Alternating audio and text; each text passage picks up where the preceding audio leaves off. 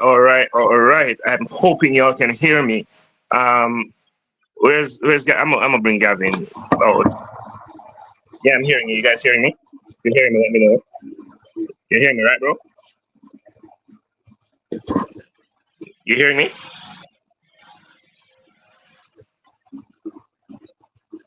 You're not hearing me. Let me know if y'all are hearing me. Can you hear me? Yeah, I'm hearing you.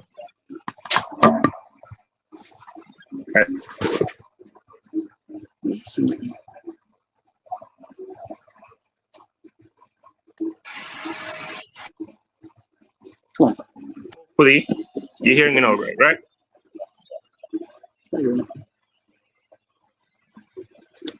All right, cool. So you're hearing both. All right. So guys, Gavin, Wagwan. I know I'm kind of dark at this point, but that's fine. It's not about me tonight. So guess what? I'm not even going to go even further, get longer into this. You guys have been waiting for this. I've advertised this for past week or so. So we have three guests tonight. So they're going to be coming in at different points in time. All right. So our first guest is arguably the most controversial person on social media when it comes to track and field. All right. So you guys know how we are when it comes to controversy. We're going to talk. We're going to know, and we're going to hear from everybody's point of view. All right. So my first guest for the night. Let me just bring him in. Let me just bring him in. What's going on? Spider, what's up? Nothing much, man. All right. So you have gotten. Let me just go right into it. You're probably the most controversial person when it comes to track and field on social media. Yeah. Arguably, I think you are. We're Jamaicans, and a lot of Jamaicans have you at an arm's length because of your takes regarding a lot of stuff Jamaican. All right. Yeah. So let me just say this before we get into you. So when I was thinking about, what am I going to do for this new season? Would be our fourth season, 22, 23, 24, 25, right? So this will be our fourth season having this show, gone through different hosts, co-hosts, whatever. But I'm like, I need somebody who I knew who was going to get people up in arms, because the reality is, I've said this before, our sport is boring, like track's boring outside. For sure. And, there are people who are online who have made, who've been saying a lot of things and stuff like that. But when it comes to the media and social media, especially, that 60 seconds, that 1 minute, that 2 minutes, you have had takes that I have personally been on your page and seen where you have had to respond to a lot of stuff because, especially the Jamaican fan base, we don't play. You know that. We don't play. Yeah. So you've had to have, your responses. All right. Just to say, people, if you're in, just let me know who is in, because we're a family, I have to know who's in. So, Spider, who is Erin Spider? Let's start there first. Well, I'm just a guy from Texas, man. I just grew up in Texas. Started playing football and running track when I started track later. I started when I was in 10th grade, so I was like 15, 16 years old. Never really just took it serious for real. Got pretty decent, got a scholarship to go to a Division I school. Took the scholarship in school. I was like, you know what? I see that a lot of people in track are always complaining about how they're running so fast, but they're making so little money. So I knew that wasn't a route that I wanted to take, and I really never wanted to take a traditional route. I was always a content creator. I've been making content online since I was like 12 years old, and I was pretty popular doing so since I started. So I was like, I can incorporate the track part and then incorporate the content, and I can really just be big that way rather than, and I would never have to complain about me running and not get money and things like that. Like I could go out there and run 11 seconds in 100 and still get paid more than everybody. So I rather had took that route, and that's just the route that I'm on right now. And it's been working pretty well. Some people like it, some people don't, but I mean, it's been going pretty good overall. I mean, like, so I first got in tune to you about 2 years ago, right? Mm, So I'm over there. I'm on TikTok. I see this guy talk. At the time, we would have started the program a couple of years or a year before in 2022. So in mm, 2023, I heard this dude. I was like, whatever, because I'm like, this is a youngin, right? Because I'm kind of getting up there. So I'm like, this is a youngin. But then I remember I had a conversation with Ray, and Ray's like, Ray posted something that you had tweeted at the time. And I'm mm, like, for Ray to post something that you tweeted, it must mean be somebody. So yeah, anyway, you were really brought to my attention last year, and it was brought to my attention by somebody who's actually in here right now. Um, my friend Alicia, we've been friends from high school. I mean, we mm, and she was like, this dude, I'm like, have I heard about this dude? And I'm like, all right, let me hear. And then the first thing that you said pissed me off, and I was like, shit, that's my kind of people, right? yeah, So you know, I eventually start watching your stuff, and then you have a huge Jamaican following, mm, as much as the following not necessarily favorable of you, but yeah, yeah, controversial, right? We know this. Like, yeah, for sure. people are gonna want to hear what you say, regardless of if they like it or if they don't, right? Mm, So for I've sure. heard a lot of stuff. I've refused to comment on a lot of stuff that you said Mm. because I knew this day was coming. Because I tend to get the controversial people on my show, so I knew Yeah, this day was coming. So I was like, all right, let me just save it. So when I reached out to you, you were like, you didn't hesitate. You like responded like 20 minutes later. Sure, mm, fine, let's go. So I'm like, all right, so we're here. Now, let me bring back my friend Gavin. Again, we've been friends from college. So I'm going to start basically in reverse based on stuff. So gotcha. if y'all don't know, I actually have my book and stuff like that because, I come prepared. All right. So the last thing I watched of you, not the last thing, but something that stood out for me was a comment you made about Julian Alfred. Mm, The reason why she isn't promoted as much as she should be. yeah, Being the Olympic champion in the 100-meter, obviously for women, that's the premier event, for sure. right? Well, for track, that's the premier event. 100 meters, that's where it's at, Mm-hmm. right? Um, but sorry about that. But we have seen that she, having broken the spell of Jamaicans winning for the past four Olympics, being the new face, she hasn't gotten a lot of attention. We saw Elaine getting a major deal from Puma in 2021. We saw, obviously, Yeah. Shelley Mommy Rocket is the face of women's 100-meter sprinting for the past 10, 12 years. Mm-hmm. But you made a comment regarding Julian Alfred, and a lot of it had to do with her skin color Mm-hmm. as well as the person she is. Yeah. And I say that because we remember in 2021, we saw Shakiri make her debut in the space.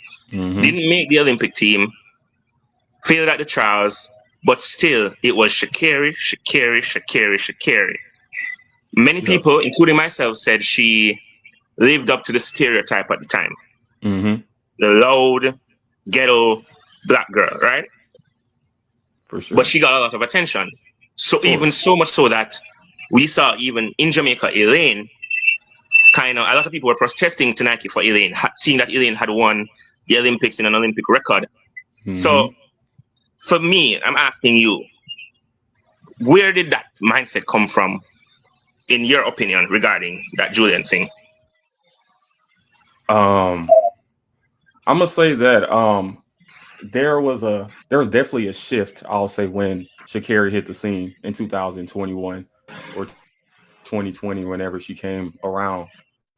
I think that Usain Bolt, he kind of broke the sport because he came in and it was so unexpected for him to get so big to where the companies, they was like, dang, this star has just gotten so much bigger than the sport. And it kind of like it took control away from the people who run the sport. Because how could a guy who works for us, and we control all the athletes, these are the higher ups, the Pumas, the Nikes, the IAAFs. How could a guy who work for us and all the athletes, they supposed to need us, but a guy like Usain come in and just take over with his charisma, his likeness, his ability on the track, and they was like, nah, we gotta after that, it caught him by surprise. So they let it slide until he retired and whatever. And after I feel like after Boat retired in 2017, they were like, we're never gonna have a star in which we don't have control of. So every star from this point forward, we're going to manufacture. So we're going to get behind certain people. It don't matter if they're the fastest people. It don't matter if they're the nice people, the person that the people want. We're going to build each star. And I feel like when Sha'Carri came around, there's like always a stereotype in pop culture, I'll say, and she fit that pop culture stereotype, and that's something they play into a lot here in the United States. And I feel like that's the image that they decide to paint black women in. I would say, you can't be a black woman and be a Michelle Obama, or you can't be a black woman and be a Oprah Winfrey. You got to be a Cardi B and a Megan Thee Stallion and people like that. So I feel like in track, they're pushing it like that. You're gonna either be that, or you're gonna be somebody super calm with the white guy, and that's just a pattern that I've noticed. All right, and that's true, and unfortunately, we've seen it over the past few years. Like I grew up, I was born in the late '80s, grew up in the '90s, and we saw the emergence of an Oprah Winfrey. You know, she really hit the scene in the '90s, and we remember our celebrities. You know, we were talking from the Halle Berrys and the Megan Goods and the Nia Longs, and even when you saw the hip hop artists of the Yeah. time, you saw the Queen Latifah. Sorry, I'm saying Queen Latifah. I'm Jamaican, remember? But the Queen Latifahs, and they represented the MC Lights, and they represented something different. And we've seen a shift over the past probably 15 years where the representation of what is a black woman has changed, and the Cosby Show black woman, the Claire Huxtable, is no longer popular. You know, and the reason why I Yeah, brought up yeah, the the reason why I brought up the Julian Alfred thing is, while Julian Alfred was basically raised in Jamaica when it comes to track and field, right? She went to St. Catherine High. Her competitor yeah. ended up being her teammate at Texas, which was obviously Kivona Davis. So she's kind of one of us, right? So I've looked at it and I've Mm-hmm. said, why, someone like her? Now, I bring her up to also go over to the 400-meter hurdles, which is obviously Sid, where Mm-hmm. we've seen the fact that Sid, light skin, Christian, married, doesn't isn't in the isn't in the limelight, trains, breaks world records as though she's doing it for fun. But we are having the same issue with Sid. Like, what would be your take on that? Like, but Sid should meet the criteria. What's Well, Sid, she definitely meets the criteria. And they really push Sid, but I feel like her personality, just can only take her so far, or the lack of personality, can take her so far. They push Sid, the light skin image and this and that, um, but I just think that a lot of people don't gravitate towards it because of the event that she's in. Yeah, she's breaking world records, but I feel like most people really don't respect the 400 hurdles like that, especially on the women's side, because I mean, the competition seems lackluster if they see a person go out and break the world record every single day or every year when they get on the track, or two, three times a year. So I think that it's kind of different. But with Julian, she portrays, she doesn't shy away from doing interviews. She shows personality when she does, when she is out there. She talks to the people. She goes through the crowd and interacts with the people. So it's definitely, I can tell that it's a colorism thing. They push the light skinned woman, even though she could be not as successful. Even think about Anna Hall here in the United States. She's a heptathlete or something. She's on every commercial. She's on the billboards and all of that. And I don't think she even has an Olympic medal, or if she does, I definitely don't think she has gold. So why would she be pushed more than a Julian Alfred? well, that's true. And you mentioned something which I'm gonna say this on my program. I've gotten a lot of hits because I've come out publicly and said I don't date outside of my race, right? Mm-hmm. So I don't date outside of my race, right? And I've gotten a lot of flack for it. But you mentioned that regarding even those who are portrayed, like you look at somebody who like a Woodhull and married to the white dude, the Paralympian, or you look at so many of them who are portrayed in that they are married to people outside of their race. So Mm-hmm. they're not. So how does that part also play? Because let's be real, it's not just track and field. We've seen the interracial couple be given a lot of attention regardless. Yeah. Yeah, for sure. With the interracial couple, it's typically a black person, and then they go get with the white person, and that shows that to the media they're not overly black, or they portray these black people as these super aggressive people and people who can't follow no rules and things of that nature. So they kind of feel like if we pair them with a white person, then it kind of shows that they have some type of class and they can follow some type of rules and stay in line. So they abide by the rules in which we set here in track and field. So we'll promote them. That's why you see a Tara Davis pushed, and you will see a Gabby Thomas. Like Gabby Thomas, she won her first ever gold medal this year, but before she even won, or last year, she was still being heavily pushed. Gabby Thomas, Athene Mo, Kenny Benerick, like all of these people, they're going to be pushed just because of who they're with, and the people in charge deem them as safe. So I'm glad you mentioned that because I'm going to go into, before I get there, I'm actually going to go into something that you mentioned on many times, and I've seen other people. I've seen Gatlin say it on his program, where you say, and I'm jumping all the way back to home. Oblique Civil for you is the greatest sprinter. Now, I've been the biggest Oblique Yes. fan since he's been going to school, right? I've seen him when he ran 10-1 at Champs, after how many false starts. I've seen him when he transferred from Homewood, transferring into Calabar. And I've been one to say that if someone like him was to transition, it would have really put the whole Champs thing on a highlight because this was a dude who made his name in Champs, right? But then I saw you say, Yeah. mention, listen, this dude is probably the greatest sprinter pound for pound, right? Being 5'6", For sure. running 9/8 as though, he gets up out of his sleep and run 9/8. But then I also Yep. heard you speak later thinking Noah Lyles, saying that Noah Lyles was a win. And people said they're not confident in Oblique. Now, I'm bringing something to you which Hmm. I'm not trying to change your mind, but I'm also I bring facts. Everybody know I talk facts.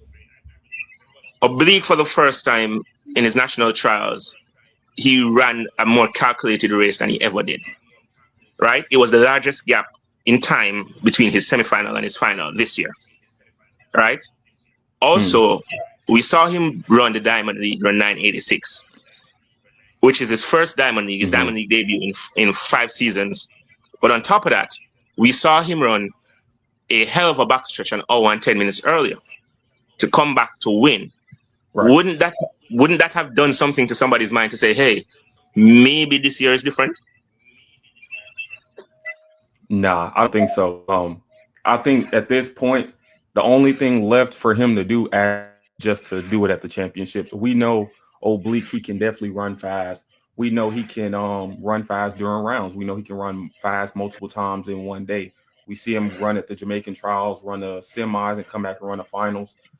Year in and year out, and he does really well. We see him run one-off races and go beat champions and beat world-class people.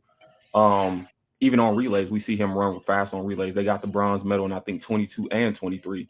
Um, so I think that literally the only thing left for him to do is to prove it at the championships. Like I never doubted his ability to run fast or to compete multiple times in a short series of however much time. I just think that him in a championship final is the only thing left that he has to prove, and that's the only thing I guess that everybody else is waiting on. I don't think there's anything outside of that that he can actually do to prove anybody otherwise. All right, so I bring that up because for me, I've heard people saying that if Oblique wins a medal, doesn't matter the color, Mm. just wins a medal, it would change people's perspective on him. And I remember somebody saying to me in a group somewhere, and they were mentioning somebody like an Asafa Powell. Now, I've been, and I know people are watching, and I know people are going to be at me for it, but I've said that Asafa Powell is the greatest choker in life, right? The greatest underachiever in sports. He is. I mean, the only top five athlete to never win at least a silver medal at a major championship in any discipline. The only top five guy to never do that Right. when it comes to times. But I don't see that in Oblique. I mean, every year we've seen he gets injured when it comes to the championships or inexperience or whatever it may be. But something for me happened this year that kind of changed my perspective, right? Because at one point I was giving up on Oblique. But to see Oblique, Mm. what he did at Jamaica Trials in the finals. Now, don't get me wrong. If that happens at a Worlds, they ain't gonna hold up the race for 15 minutes. But to see what he did Facts. at the to see what he did at Jamaica Trials and how he overcame that, and then to come out a couple weeks later and to run the 986, I think the championship being in September benefits somebody like Oblique versus say a Kishane or and I'm bringing up Kishane or a Kenny because for me like Mm. I don't have Noah Lyles making the podium in the 100 this year Mm. because for me I think it's going to take he's going to have to run faster than 975. That's my Mm. personal thing. He has to run faster than 975.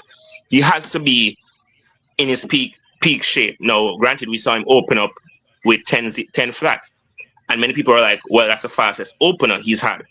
The truth Mm-hmm. is, he's actually never opened that late before. Right. So there are sides to the coin. So I bring up that for what's your take on that? Because I mean, we hear people talking about Jamaican athletes are back. Obviously, we're hearing with Kishane and Oblique. I know obviously we've seen what Brian Lavelle has done. Obviously, he won't be in the 100 meters for Jamaica, but to see for the first time in since forever, Jamaica Mm-hmm. had four guys in the top 10 fastest men in the world, and we occupy number 1, 2, and 3 position. Doesn't that Mm-hmm. whole doesn't that change your perspective somewhat? Like seeing that this is the first time in so long. No, I don't think so. I think that well if the season ends and Jamaica is 1, 2, and 3 at the top, then I think that would be different. Or if Jamaica go to the championships and get first, second, and third, then I would think that would mean something different. But I'm really not impressed by running on fast times. Now, especially since the fact that I saw literally Keyshane look unstoppable last year and go to the championships and not win. So I don't really think that that's a major factor in too much of anything. I think with Noah, him running 10 flat, I didn't too much look into the time, more so the people in the race and how they looked versus how he looked. I knew Oblique would win that race. I actually did a parlay. I was sports betting and I bet Oblique will win. Just because he was coming off the 4x1 and his nervous system was already firing, so he was ready to go. Um, so he should be more intensive and his start should be more explosive than everybody. And if he gets a start, and then also too, they already had their trials. He already ran 83 this year, so he's in better shape than everybody in that race. So yeah, I think that was just his race to win. But one thing I did notice, the people who were behind Noah, Noah ran 10 flat, but he beat a Zarnell Hughes who had ran 991 in Prefontaine. He beat a Akeem Blake who ran 988 at Jamaican Trials. And I saw a lot of people say Akeem Blake, he ran 10 flat because he had just got there the day before or the day of or something. But even then, he ran Prefontaine a week before and he ran 10 flat there as well. So I was more so looking at the people that he beat. So I'm thinking if Noah beat all of them, he don't have to worry about none of them when it comes to the championship. So um and also too with the world championship, I definitely think he will medal. I've seen time and time again, like I'm not a Noah fan, and every time Noah's on the track, I'm rooting for somebody else. But he has shown me that when he shows up to a championship, he's going to run his best race of the season in that final. And I haven't seen really anyone else do that. Like I see a lot of people run fast times throughout the season, but not many people run their best race in that final. And I think the world championships will be won with a maybe a 980 or 979, 978. I don't think it will be anything faster than 978. Keyshane and those guys let the winning time be in that range, I think Noah will win that race. So I think for Noah not to medal, I don't see three people beat Noah. Yeah, not three people, nah. But I think that for Keyshane to win though, he will have to run up to his capabilities rather than running down to Noah's like he did last year. My thing for Kishane was this, and I have to give him credit. Like the only athlete that Jamaica's ever produced that went to their first major championships and won a gold medal was Shelley and Fraser Price. Like that never happened, right? And I think even on the world Yeah. stage, like maybe outside of maybe a Carl Lewis or somebody like that or a Maurice Green, not many people go into their first championships and come away with a gold. My disappointment Justin was with Gatlin. Kishane was Oh, four. Kishane wasn't supposed to run 979. Like Yeah. I that nine he ran 977 in the heats in the semis. Like he should have ran at least equal that. I actually have Kishane, and I'm saying this because I actually have Oblique winning the Worlds. And the reason why I say this is a lot of people here know I know these guys' coaches. Like I know their coaches, right? And there's Mm. something about what Glenn Mill prepares for. And I think this year Oblique came out this year around 20.13 in the 200. Yeah. Like he could have, and that was in March. He could have represented Jamaica in the 200. I mean, he ran Yeah. 47 in the four. He's been clocking times, and I think had he not gotten that Mm-hmm. injury in the Jamaican trials, he probably would have clocked even maybe his PB, maybe 979 anywhere there. But I think what is happening now is that, and it goes back to a statement that many people have been making. Now, I don't have Jamaica breaking that 4x1 world record. No time soon.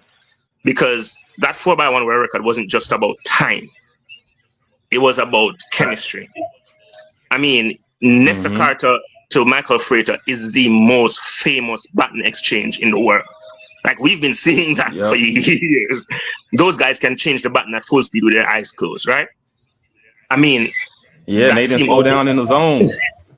exactly. Those guys know how to run a zone. I mean, when you look at it, when you look back at the 2012, while Gatlin ran the fastest back stretch, it wasn't much faster than Michael Frater, who had not Facts. run faster than 9.88. He hadn't run faster than his PB that year. So these guys know how to, Mm-hmm.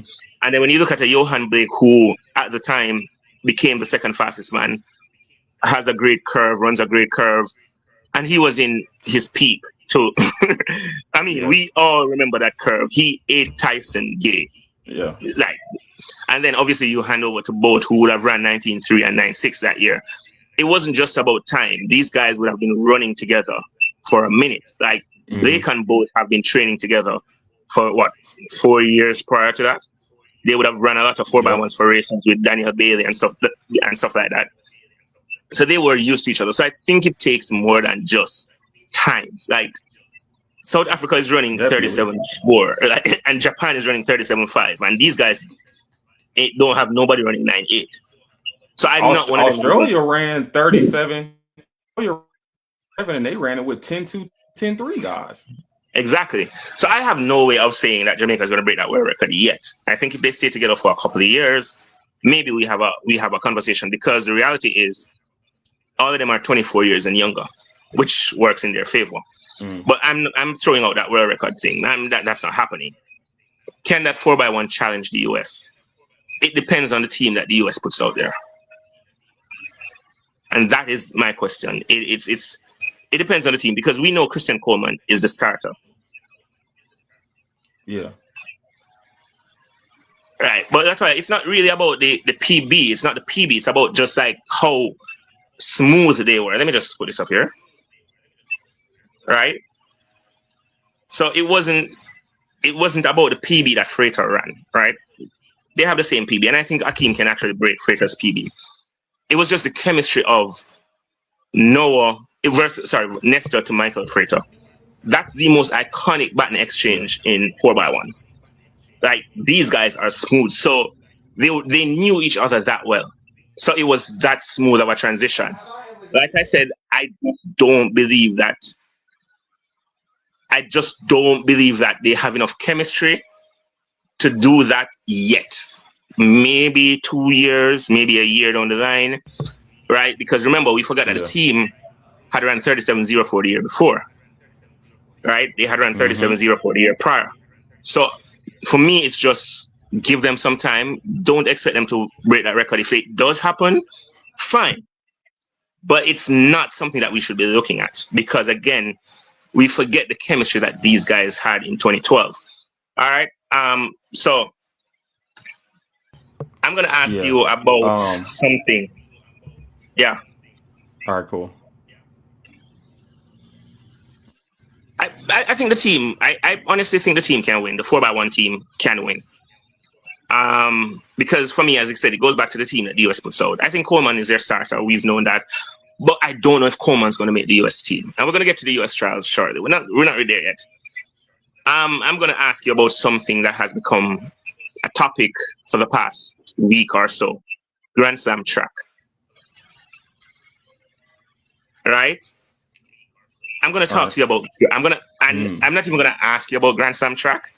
I'm actually going to leave the floor to you because that is something. I okay, mean, you cool. guys would have been closer to it, you know, um, being over there. So I'm actually going to. What's your take on it? What's happening?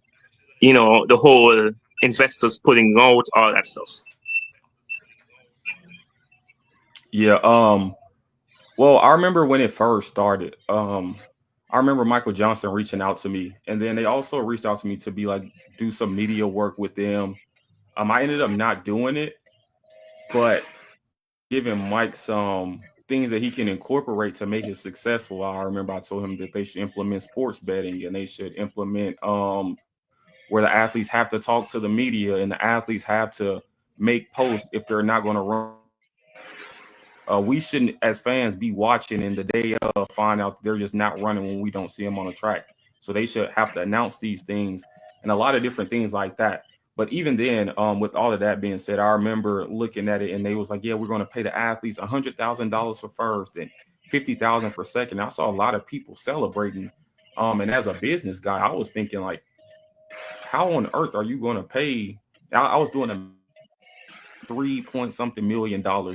4 meets, 12.5 million dollars. Um, who in their right mind is going to invest $12 million in just prize money, not just because it put on a meet of these calibers, TV production and all of that in all of these different cities. And then they're also buying first class flights for the athletes and a plus one, paying for hotels, paying for all the accommodations and food. So they're spending maybe $7 million per meet. So who in their right mind, as an investor, would hear this business plan and just say, you know what, I'm definitely going to get a return on my investment from that, knowing that track isn't a profitable business venture. So off rip, I thought that I made a tweet. I was like, bro, Grand Slam, and this was right after talking to Michael Johnson, probably 5 minutes after talking to him. I was like, yeah, I think Grand Slam is a money laundering scheme, and a lot of people were laughing and joking about it. But I was actually serious. I'm like, there is no way going to pay these guys $1,000 and then win it. Like that's, I just don't see how that's going to happen. And then long and behold, after I remember they had the first one in Jamaica, and all the headlines from each one, like the biggest headline from each one, they were all negative. Was no one showed up. And then in Miami, the biggest headline was Fred Curley going to jail. And then in Philly, it was Mr. 100K a day, and Gabby Thomas, and all the other athletes before the races. Like these were the national headlines that were being made after each meet. So I was thinking like, yeah, they this definitely isn't going to turn a profit, and they aren't going to get nowhere near turning a profit because firstly, they aren't filling up these venues, the big ones nor the small ones. The tickets are only $30, so even if you do fill them up, you're still going to get nowhere near what you're supposed to, and plus you're spending $7 million a meet, which isn't sustainable, especially in a sport like track and field. So off rip, I thought it was a money laundering scheme. I was like, yeah, Michael Johnson, they'll probably put themselves on salary, get their money off top, and then when it crash and burn, file for bankruptcy so they won't have to pay nobody and avoid all the lawsuits. And I that's mean, it because what I'm seems like hearing that's the direction in which they're heading. yeah, exactly, because what I'm hearing is obviously they owe the tracks, the venues, some money. They still Hmm. obviously they still owe athletes. Um, for me, I thought it was a great idea, but it was just that, an idea. Until you Yeah, have for sure. the definitely you would have finalized the sponsorship, then obviously it would have made sense if you had that money. But obviously, we know Michael Johnson ain't no Bill Gates anywhere near it, right? So, like Yeah. you mentioned, the cost. I mean, it's what 100,000 per event for the champion, and you're having X Yeah. amount of events, It's and and it's 12 event groups. there you go. Like that for me, obviously, you're right. That's not sustainable. Um, and what it does Mm-hmm. for me now is it's hard for him to come back with this idea, because if someone is going to sponsor them, the truth is they may have to be able to clear that debt, right? They would have to be able to clear that debt, and no one is going to invest in something that's Right. already at a deficit, Not right? happening. So now Not we're in a happening. position. He's in a position where he's lost trust with the athletes, because obviously no athlete going to do this again, because he Mm-hmm. hasn't paid a lot of them. With all the news that has come about, like again, I think he was probably 3-4 years too early. If he had planned it and say, let's try it for the off season, which would be next year, maybe it would be more feasible, because again, there would be no major championships. It would be an open slate because your only competitor would be the Diamond League. You'll be innocent, so it makes sense. But then again, also, it's going to be hard because World Athletics owns the Diamond League. They're not going to Yeah. support a rival league, Of course not. So that for me was obviously a problem from the get go. But I just wanted to hear your take on it, because, like, I've been hearing a lot of people, and I have my personal opinions, but I just had to hear your take. No, another thing I'm going to It bring was a up, and failed. yeah, it was. Yeah, I was just saying it was failed off rip. Like it Yeah, was it yeah, was. it was done off rip. So another thing I'm going to mention for you is something that you've done about three of them on it. Um, Mm-hmm. and a lot of Jamaicans were sensitive on this one, and it has to do with doping in Jamaica. Now, Mm-hmm. you mentioned Usain Bolt. Obviously, once you mention the icon, everybody's going to come at you, right? Because that's the icon. Like Right. that's track royalty right there. But you mentioned the icon, the national hero, Mm-hmm. basically, and spoke regarding that doping. Saying that he wasn't the most tested athlete. Now, I'm gonna bring a story to you. Gavin probably Mm-hmm. knows this story if I had told him it. The year was 2012, right? I was working on the North Coast. I used to play music in the hotels and stuff like that. And there was this party going on, and a lot of the athletes would have just come from the Olympics, right? So I'm not going to name the athletes, but quite a few of them, right? Including multiple members of that 4x1 team. And I remember being Mm-hmm. there in the hotel, and one by one, we saw somebody come to them and they would have to leave. They would leave. Then they'd come back like 20, 25 minutes later. So eventually, I'm there with them. So, I'm going to ask questions, because that's weird. You're seeing different athletes. We had Mm-hmm. 100-meter sprinters. We had 400-meter runners. You understand? So we had them. And one of the athletes said Yeah. to me that they're being tested. Now, the season had ended. It was just fun time, but they were still being Mm-hmm. tested. Right? Another instance Yeah. was 2009. I was in college at the time, and I was doing an event. And again, I was doing the event with a brand that sponsors one of these top athletes. And again, there are a couple of athletes who were with the brand. And I remember them somebody pulling the athlete away. Again, with my inquisitive self, I asked, and I was told the athlete was being tested. So when I heard a lot of people talk about out of competition tests and Jamaicans are being tested, obviously for me, I'm going to be like, really? Because on two occasions, I'm there physically while seeing athletes come and be tested. None of them were in competition time, by the way, because the Mm-hmm. one in '09 was in February and the one in 2012 was in like October, November. And this was a major party in October, November. And they weren't Mm-hmm. Jamaicans coming to test them. So obviously, people would have had a lot of information regarding outer competition testing. Obviously, we know Usain Bolt was tested a lot. We know Safa Powell was tested a lot. But the comments made are obviously they were tested more than any other athlete. Now you came on and you said Mm-hmm. that is true. So I'm going to leave you to my audience, because that's a question I've been asked to ask you. Yeah. Yeah, so I always I'll just I'll mention whatever, and then there will be conversations in my comments, and somebody will bring up guys like Usain Bolt, and people will bring up Flojo, and people will bring up whoever. And then there's always Jamaican fans defending their go to. I see it all the time on YouTube, on TikTok.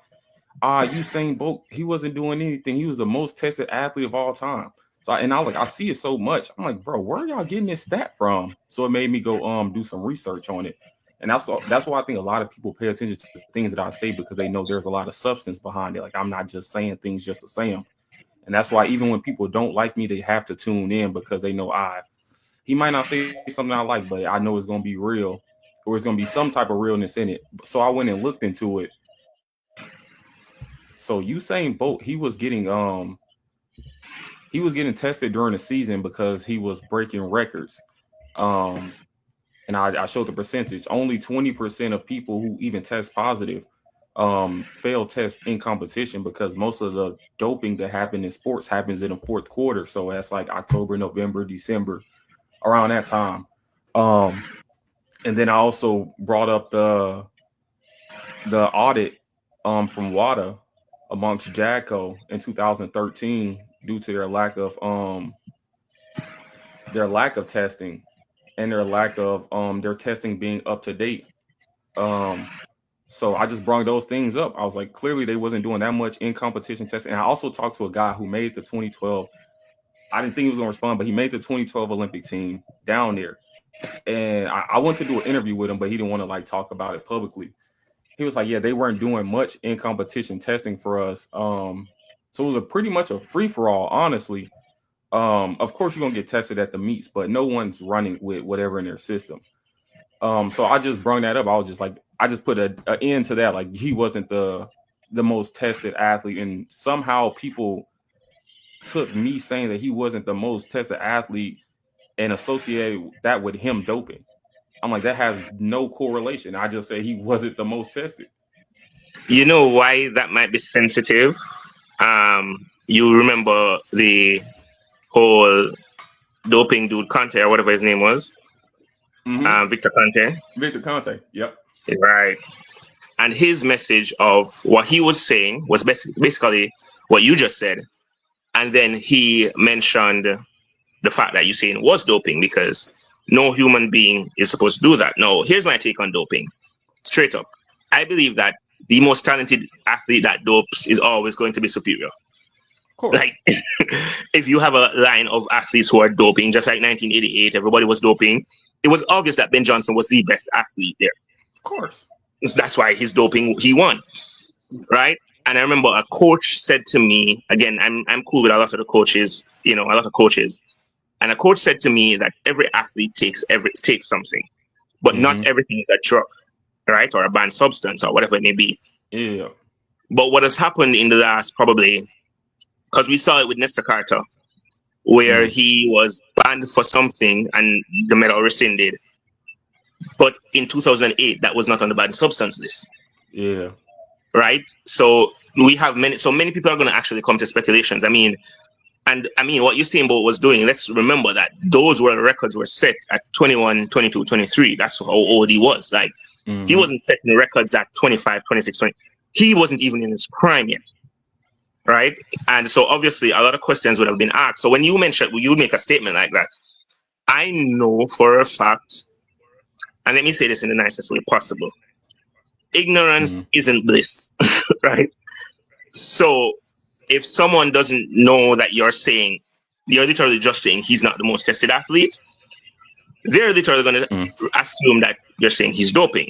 Now, again, like I said, as a Jamaican, I'm going to say, like, how dare you come at the king? Like, that's how people are going to view it, right? No, Mm-hmm. I'm not as sensitive as a lot of people, because I remember when I posted that you guys were going to be here, because obviously we're going to be having a couple other guests at some point during the night. Somebody said to me and messaged me, how am I asking someone to come on the show who is a known Jamaican hater? All right. That Wait, was wait, the hear me. Can you guys hear me? yes, I was Yeah. hearing. Yo, Erin, listen to me. I'm one of your biggest fans and one of your biggest haters too. right? So Listen, speaking about patriotism, Jamaicans to me are some of the most patriotic people in the world. But I'm really happy to be here because Of we have course. Erin Brown here. He's one of the most controversial and exciting sports analysts out there. We're not having a business meeting right now. This is exciting for me, and I'm glad to be here. But one of my biggest issues with some of the stuff you said, Erin, was to Mhm. me, I think you have to differentiate banned substances from like steroids because I think the Yeah, track world is a world it just demonizes you, right, Jermaine?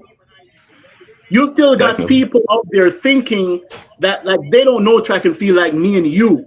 So when you put it out there to Hmm. say, hey, they're taking something, all the people who don't understand it like me and you, they're gonna say, hey, Shelly took steroids. That's what they're gonna say. They don't understand the intricacies and differences. Hmm. You get what I'm saying? So I think we have to be a little more Yeah, for sensitive in sure. the way how we put out the information because a lot of athletes have gotten caught, but how many of them has gotten caught for let's say nandrolone, testosterone, these kind of hard drugs? You get what I'm saying, Jermaine? Hmm. You were telling me about the drug that Asafa got caught for. Yeah. Jermaine. yeah, that's true. Like, I mean, like let's talk about it because I remember someone writing and saying that when you look at the top 10 list already, at the time, all the persons who would have ran fast times would have had some doping, right? And I found it Hmm. funny because obviously we know, but both, sorry, except everybody but both would have had some doping allegations. Johan Blake doping allegation came when he was 19. Like, people looking at what he ran at 23, 22, 23 and going, oh, he ran. And that was because I remember that year, it was three athletes in Jamaica. I was at the national trials. Gavin, I remember saying it to him. I was There were three around. athletes that were banned that year. And it was because of some flu medication, right? Some flu medication. But he was banned. So he was technically the fastest teenager at one point, but he wasn't a junior because of his birthday. But he ran 990s something at 19, and people were like judging him at 23 when he ran 969, saying he was banned. Asafa Powell is the complete opposite. Asafa ran all of his fastest time before he was 26 and got caught with something at 30. Like, so for me, I think it's overly emphasized because it brings a stain on people. Like, people still have Shelly as, and As Shelly a took something doper. for People tooting have said in as a China, doper, literally. which she admitted, and obviously her coach coming out and saying she, it was his fault. And at the time, let's be real, Shelly was young. Shelly was 23. Like, I can go back to being 23. I was stupid. I wouldn't have written that. But, things like that. People have Veronica as a doper because of one instance. And many people fail to acknowledge that.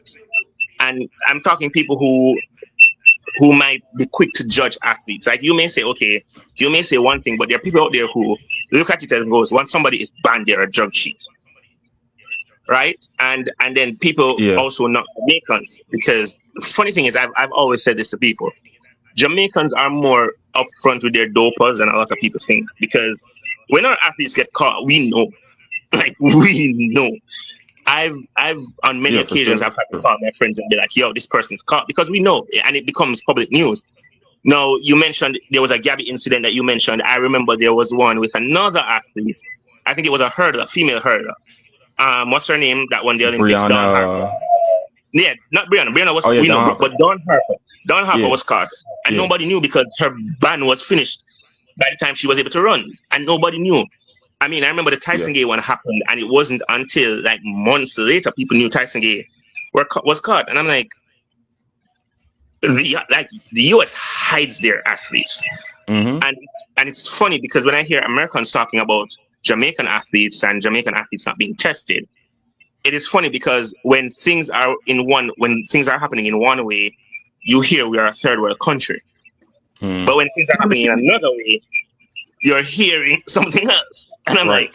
like, make up your mind. It's either we can afford to do it or we can't afford to do it. Which Exactly. one? So I'm hearing all of these things, and so when I hear it, like, I'm not the first person to jump at dopers or hear somebody get banned for something and be like, whatever. I'm like, no, let me hear the full story. Let me research what the so-called drug is. Mm-hmm. Because look at Erin Knighton's situation. Because obviously we haven't seen Erin Knighton all year. Mm-hmm. Sure, if he doesn't turn up at the USA's, because I'm going to talk to you about the USA's Oh, soon. he's there.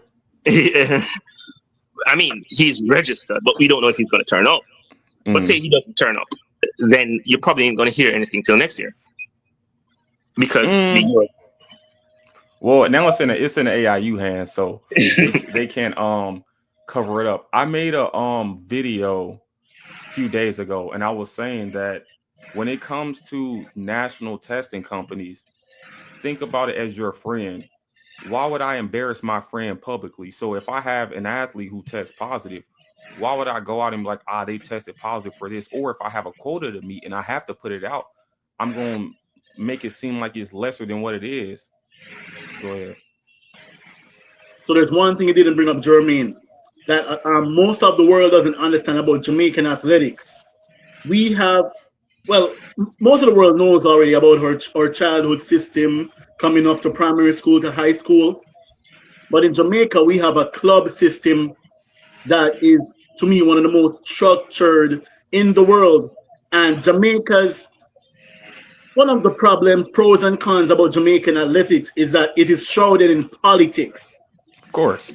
And every one of those clubs down in Jamaica wants their athletes to be on the team. They'll be the fastest to rat you out that you're taking drugs. Don't feel as if because you see all the guys having fun on the team, each of them from how do you think Steve Mullins got caught like that? Remember, Jermaine? It was a big controversy, politics, all that. So don't feel as if people just be in Jamaica taking drugs, flying under the radar. Each of those clubs, like Kadrian Goldson being on the relay team 2 weeks ago, was a massive thing in Jamaica. Like a lot of them wanted their guys to be on the team. It was a huge look at Jermaine. It was I'm telling you, it's not something that flies easy in Jamaica with all those clubs and track teams. I'm telling you, they will rat you out. Go ahead, Jermaine. And that's one of the things that I was going to bring up before I head over to your predictions for the US trials was the politics, because I think one of the things that for me kills track and field, and it's not just a Jamaican thing. I mean, it's ripe in Jamaica, like it's really ripe in Jamaica. Huge, yeah. But when you look at the politics that surrounds track and field, I mean, I remember about a month or two ago, I had Angelo Taylor here, right? And Angelo was talking, and this was before the story of the Jamaicans who would have switched allegiance, and I remember he said he wished he was Jamaican based on how Jamaicans treat their athletes. And I laughed because I'm like, most of our athletes don't think they're treated this way. Like, for example, for me, you'd have heard an interview. I don't know if you'd have heard an interview with Warren Weir on Hanson's program. Yeah. And for me, I've said it before, I think Johan Blake is the most underappreciated Jamaican athlete. I agree. I mean, when you think of the athletes who have statues, right? I don't know if Elaine has a statue yet, but Shelley has a statue, well deserved. Obviously, it's Madame Shelley. Veronica has a statue, well deserved. Usain Bolt has a statue. That's a king. But the man who's second to Usain Bolt, who would have won the world title as the youngest, the second fastest man of all time, 1 and 2, who would have been a part of 2 4x1 world record teams. Yep. He's sitting at home without a national honor. Facts. While you have, and it's again, I'm going to call his name. While you have an Asafa Powell who would have had a statue, right? And I'm not saying that Asafa shouldn't have a statue or shouldn't have a national honor, but why is Johan sitting down without one? Yeah, over Johan is crazy.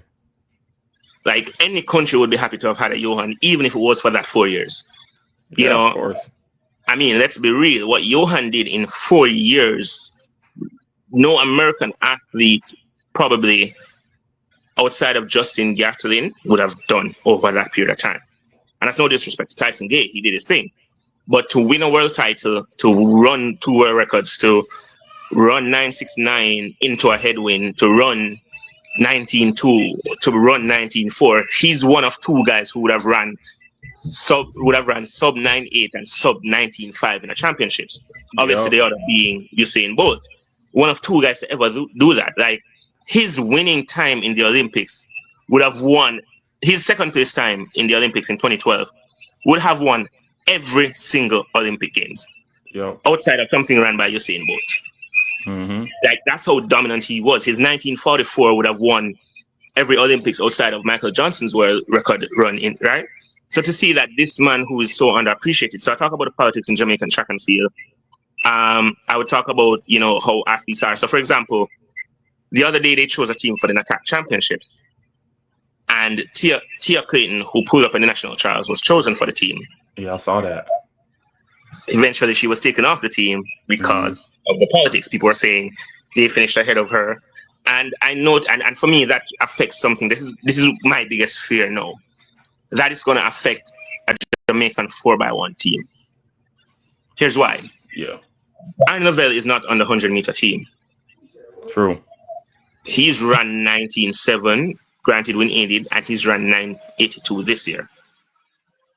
Yet I'm in my heart, I'm saying, based on what I've seen, they probably won't make him run the 4x1, even though he is probably the best curve runner. That's how deep the politics is. Yeah. We see Gabby Thomas, who hasn't run a 400, run the 4x4. Yeah. We saw Alison Felix for years running the 2 and 4, running 4x1s and 4x4s. We've seen this. We saw Abby Steiner run 4x4 in 2020, in 2021, 22. So it's things like that. And for me, when you look at it, I've said that for me has affected a lot of Jamaican teams. We fear to put 400 hurdlers on the 4x4 team over the years. We will not put a 200-meter guy on the 4x1 team, even though he may be fast, which is weird. So that for me is probably one of my issues that I have, and it's politics. But segueing into, because I'm going to go back to this when our other guest comes, but your take on the US trials coming up. It starts tomorrow. I have the schedule somewhere on some device, but I have the schedule because I do pay attention to it. Yeah. Noah, obviously being the world champion, will have his buy in the 100 and 200. He said he's running the 200. But that 100-meter team, it's kind of crazy because the only guy who I think so far who should make the team is Kung Fu Kenny. Like, I'm looking at Christian, I'm like, we don't know. I mean, Fred's there, but is Fred mental state there? What about Bromel? That 984 is amazing, but I'm still not sure. Like, the only person I think looks the part is Kenny. Because for me, that time run, that time for me, I mean, it's 984. I'm going to use your terminology. It was on a not so 100-meter track. It's you understand? It was one of those races where a lot of people ran fast. It wasn't. So it's like, is it really 984? And we've seen after that him not being so dominant. So I think Kenny coming up, obviously we know Kenny's coming off somewhat of a niggle, but at the same time, Kenny looks the part. Right? Oh, so let me just put this here. Yeah, I saw that earlier. Which for me is a problem. Yeah. That for me is an issue. Right? So Fred not being there probably opens it up to somebody like a Trayvon. I'm thinking, can the young guys show up and make the team? And it goes into and I'm just talking about the men's 100 for a second, because it goes into my mindset of me thinking that the US might have an issue in that 100-meter finals. No Fred. Noah is there, yes, and I think Noah can medal, even though I don't have him to medal. But knowing that there's no Fred, obviously, I think he can medal. But I think Kenny was the guy I had for the US to medal. But no Fred. There is going to be Kenny. There's going to be Noah. What does that say for the 4x1? We haven't heard from Erin. Yes, he's registered to run, but is he Erin? Coleman.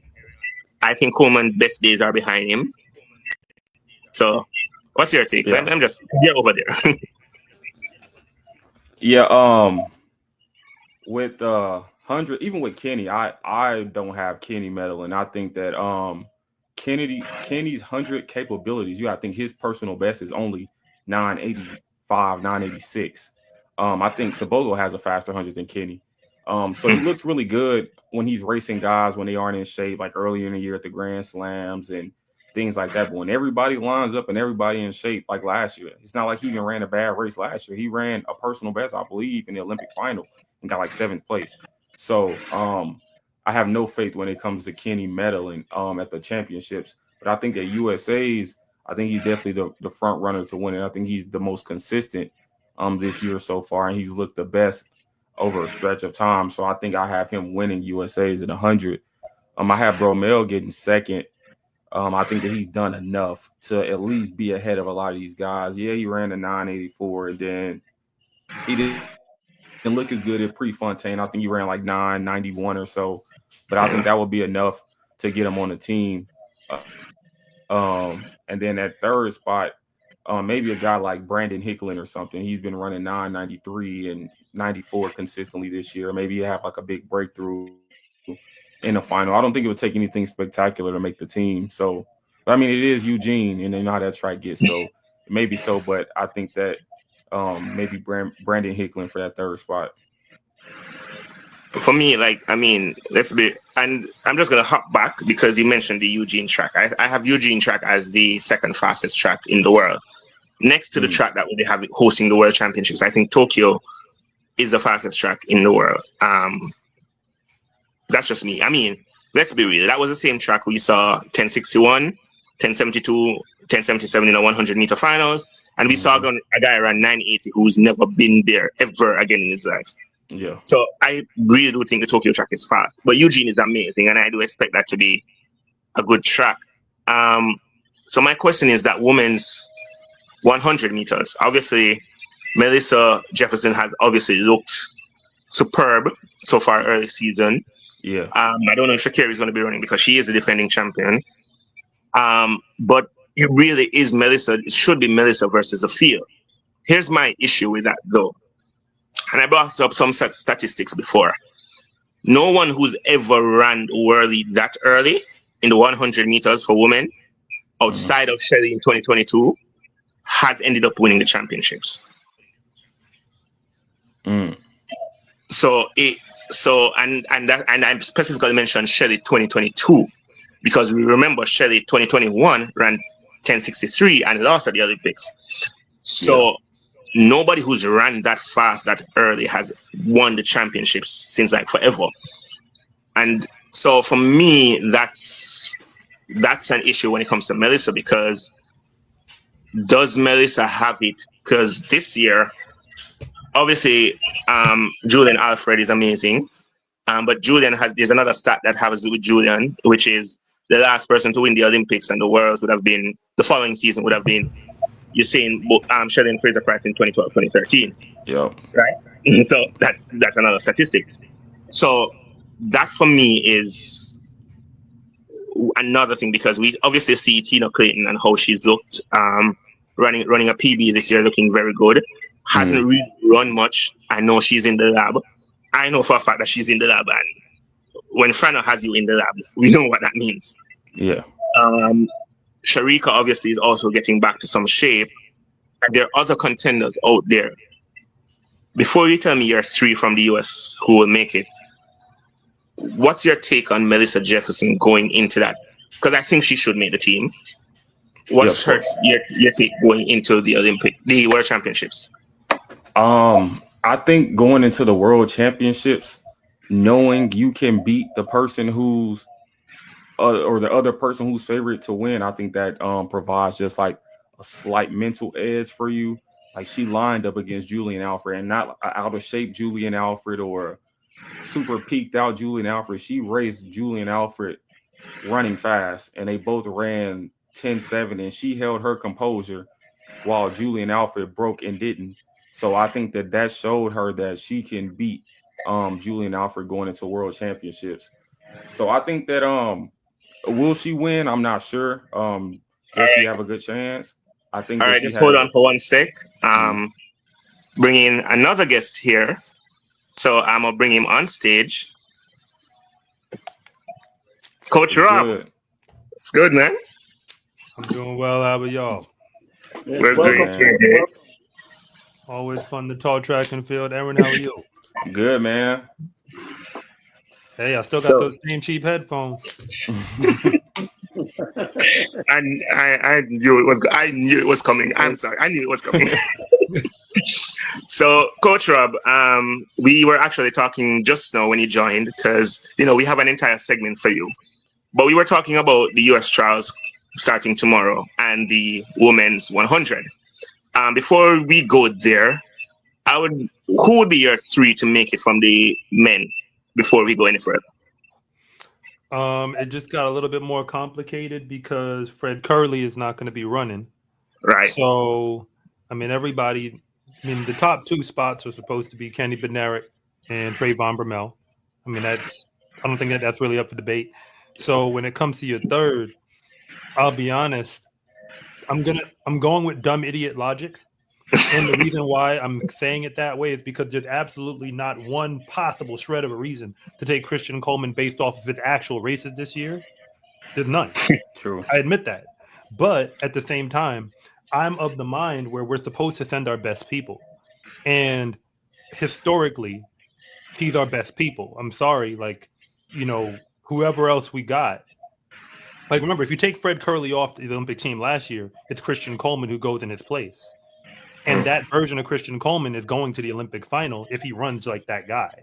Like we're talking like splitting hairs with separated one going and getting a bronze medal and the other one staying home. So, like Christian Coleman has been there every single year. 2022 he was in the final. 2023 Diamond League champion. 2024 like that's what he's been doing. It's just that this year everything went left. So, I mean, I don't want anybody else who's not him because those kids would have to become somebody they ain't. And for me, I'm bringing it up because for the first time in forever, it looks like we may have a U.S. Jamaica showdown, like for the first time since forever. Unfortunately, Brian Lavelle will not be running the 100. So you have the two big guns, Oblique and Kishane versus Noah. There's no Fred, and for me, that's the most heartbreaking thing ever, not having Fred. But Trayvon is there as well. So I do think it will be a showdown between them. We spoke about it a bit earlier with Erin, but give us your take on that because if I'm supposed to give my 100-meter finals, it should be those two Jamaicans. Noah should be there. I should have Kenny there. Trayvon, maybe Simbine. Let's see the Tobago. That should be around, and that 8th place up for grabs. That should be basically the team for me. What's your take on that? Because I mean, again, it's one of the most exciting years for 100-meter sprinting in a long time. Well, I mean, let's be honest. Kishane is supposed to win. That's here. But not like last year. Not like last year. This year is different. Now he's supposed. Last year it was because see, I don't believe in the clock as much as other people do. I think track is a sport where you actually have to race people. All right. So as a result, like if we're going off of real races like competition, this year I could say that last year. Again, if you're somebody who loves the clock, that's fine. But I mean, Aaron, you agree with me? I mean, the Jordan Anthony situation. Yeah. We saw an entire heat where this guy ran 9.75 with a +2.1, where everybody else in there ran a personal best for their entire life by more than 1/10 of a second. Yeah. Those same guys will go with him to the next championship meet. None of them make the final or run anything close to those same times. Remember, these were lifetime bests for some of them. So some of these guys ran with crazy wind. But in that race, everybody runs fast, and this is now who they are. That's not who they are. I mean, like, it just is what it is. I mean, a guy who ran 9.75 with a +2.1 ran 10.07 in a championship race. Illegal. And y'all really think that these clocks is supposed to be trusted like that? Right. That's funny. So, like, if you really, and he won the race. That's true. But like, so as a result, with that in mind, like, Kishane's supposed to win. I think Oblique has always been incredibly scary on talent. Always. It's just the problem is his season comes down to one race. Yep. So I'm going to ask you this. You mentioned Oblique, so I want to pause it there because I spoke to Erin about Oblique. We had a conversation. Erin calls him the pound for pound greatest sprinter, right? Based on what we've seen this year, because he's 5'6", like, running 9.8s like it's fun. We've seen this year, and I'm probably an oblique defender, so probably just work with me. He's run 9.8s this year for fun, right? We saw him run a killer leg in the 4x1. We saw him come back and run 9.86 on a decent track. I don't think the London track is fast. I hate when people say it's fast. We ran 9.86. He's looked the part. He's run 20.1347 in the 400 this year. And knowing Glenn Mills, like, I remember I had a conversation with somebody from Racers, and they said September probably is the best thing that happens to oblique. What's your stance on that? Because again, now if he does get an injury, he has roughly a month and a half to get himself together. He has like one more meet before the World Championships, and he's looking good. Because that 983, we know, had he been fully fit in that finals, it probably would have been a PB, 980, 981. What do you think about his response this year?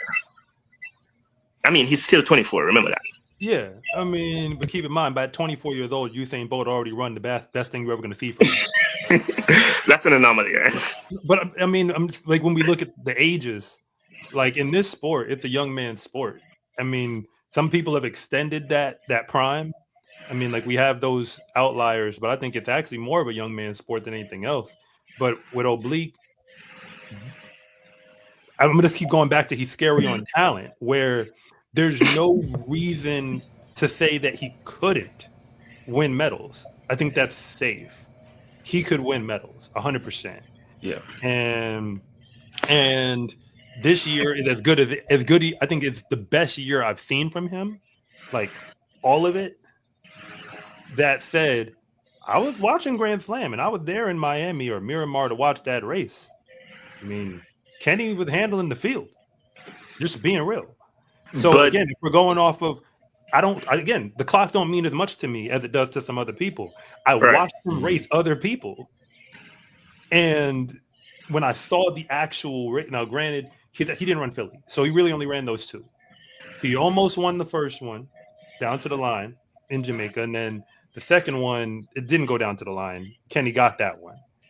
And third, I mean, he handled Brian Lavelle when Brian Lavelle showed up, because I wasn't paying Brian Lavelle much of any mind. And then now we see that he's got more in the tank. But so I think oblique should be on the podium in theory. But I mean, with that in mind, okay, I'll say this much. The Noah Lyles factor, what people seem to not understand, is we've seen enough history happen multiple years in a row where you got to just start letting it be what it is. Yeah. It's not Bolt. It ain't going to be that. It's not going to look like that, because that's not what he is. What he is, he's the guy where you hear footsteps. And when you get into that line and he sneaks past you and you be like, but I had it. Like, that's how he runs. Now, we just going to have to accept we probably never going to see 9.65 from him. Just let that go. But if you actually want to see competition and see races, he just have a way to control races that other people don't seemingly have. Because the thing is, can you hold your nerve, oblique, when he's going to be coming and you don't see him? But can you do? That's how Gatlin lost to Bolton. Wasn't it 2015? Ain't that how he lost? He couldn't hold it together. He literally lost, like he just fell over himself. I'm gonna get it. Noah's been doing that to the field around him. It's just that Kishane is supposed to be so far away from them this year that it won't matter. So that's why it says Noah is both without a title but good competition, right? I think for me, Noah is the weapon that formed against everybody, because everybody is supposed to win. Like, let's be real. Noah shouldn't have won in 2019. Noah shouldn't have won it last year. Noah shouldn't have won in 2023. But there's something that for me, I know Noah knows he's not as fast as Kishane. I think he knows he's nowhere near as fast as Kishane. But what he has is up here. And I've seen it happen. It happened at Monaco in the 200. He comes out, he does these antics, and for some strange reason, it gets in everyone's head. right? And for me, that is the mental edge where is Super Samurai Kishin going to show up? But Jermaine, that's not the only thing that Noah has. Like, he's the only one right now that runs his best race of the year at In the champ finals. in the In the finals. final, yep. Who else does that? Both did that. So, like, you can Sometimes, compare them to well, most both. times. But for me, that's the issue because let's be real. Like Noah is at this point the Joker, like the villain we want to see go down, but always happens to be in the movie. We've gotten spin-offs because of the Joker. That's Noah, and everybody want because we see Kishane showing up and we see Oblique and we are seeing Kenny. I mean, I doubt anybody likes Noah that runs track because nobody talks to him, right? But he just keeps getting there, and doing it. And for me, it's going to come down to who has the mental edge. If Kishane goes into Super Saiyan mode, it's over because he's going to be running 9-7 low. But if what I saw last year at the Olympics kind of got me nervous because I was on another show when the finals was going on, and when Noah came out, he was the last person introduced. And when he came out and he was jumping 15 feet in the air and all that, you saw Kishane's demeanor change. He looked subdued, and I was like, "Oh crap!" And I knew that was happening. And Noah said this. What he said last year, I looked at and I was like, "Oh my God!" He said, "If I'm in touching distance of Oblique, I will win." That's all he said, because he knows Oblique, obviously, in that race is the best starter, and probably is the best starter right now outside of a sick Christian Coleman. He said, if I'm in touching distance of this dude. Well, Christian Coleman last year. Well, yeah, that's true. But he says, if I'm in touching distance of Oblique, there's no way that I'm going to lose. Why? Every time Oblique has beaten Noah, Oblique has the best record against Noah right now. Oblique has gotten away from him at the first 30, 40 meters. For me, I think what is happening Noah is doing, he's just playing in everybody's head right now. That's all it comes down to. And that for me is where the issue is. I do have Kishane winning. I do have Oblique getting a medal. I actually said this before. I don't think Noah is going to medal. I mean, I can't. Now I'm going to ask you a simple question. Name a time when he showed up to a championship and didn't get a medal. Like, name it a world final he went to and didn't get a medal. That's true. That for me is the truth. But So it happens. You see what I'm saying? Like, we're betting against people just because we feel like it, but not because there's any real evidence. See, the person who we didn't bring up, and I'll bring him up now, is Trayvon. Because when you bring Trayvon Bromell back to the equation, injuries really took him out. Again, it wasn't like fake injuries. These are injuries where you got to learn how to walk again. Like the doctors told him, you ain't never going to sprint again. Those type of injuries. This man really ran at the 2023 USA 100-meter final, like, without getting into the whole story. He wasn't even supposed to be on the line for that final. He wasn't even supposed to be on the line for the semi. He pushed it so hard where like his body was being held together with everything they could possibly find in the training room just so he could go run the semi. He gets through the semi, and now it's like, okay, well, you're supposed to run this final. And it's like, look, my body's probably going to fall apart or like spontaneously combust in the middle of this race, but I'm going to do it anyway. He still beat people. Leaves that meet, gets on a plane to get surgery. Like, he beat guys who was running healthy. Yeah. So now he's able to run. Like, he and Oblique actually have a very similar skill set, if you ask me, through the 100. It's just that it's been so long that we haven't really seen him. Right. He created a narrative that he's not as good as he actually is. It's like, no, this is not one of those things where, like, because for Team USA, I can't speak for Jamaica. I can speak for Team USA. The guys we have are like our dogs are the ones who are way more talented than anything else we've got. So you better hope those guys come, because if we start sending everybody else, they not that same level. Like, Noah was the best coming out of high school. Like at 17, 18, he's the best thing we had. Kenny Bednarik, he was the best thing we had in high school that year in the 200, goes to junior college, blows out all their records to the point where he's like, there ain't even no point in running the NCAA. Just rolls out and says, okay, I'll do the pro thing. Then you get Fred, who's playing around with the 400 and the 200 and the 100 and everything else. Like, this guy was breaking 44 in the 4. and said, "I'm gonna run the 100." We thought he was crazy, but he knew something we didn't know. You see, like these are the guys who are our, and then you have Trayvon. He was breaking 10 when he was like 17 years old. Yeah. Like these are our actual guys. Like the guys who we've been sending out to, even the names people forget. Marvin Bracey Williams, he was a football player, Right. who was also running track. Like he goes to college to play football, and then like did that for like a year or something. And like these are the actual guys we got, where they're like this level. Those are the ones who are beating the world. So that's why I'm kind of like, we need those guys to go. I'm sorry. And then Christian Coleman wasn't exactly that, but when he got through college by that third year, he won everything.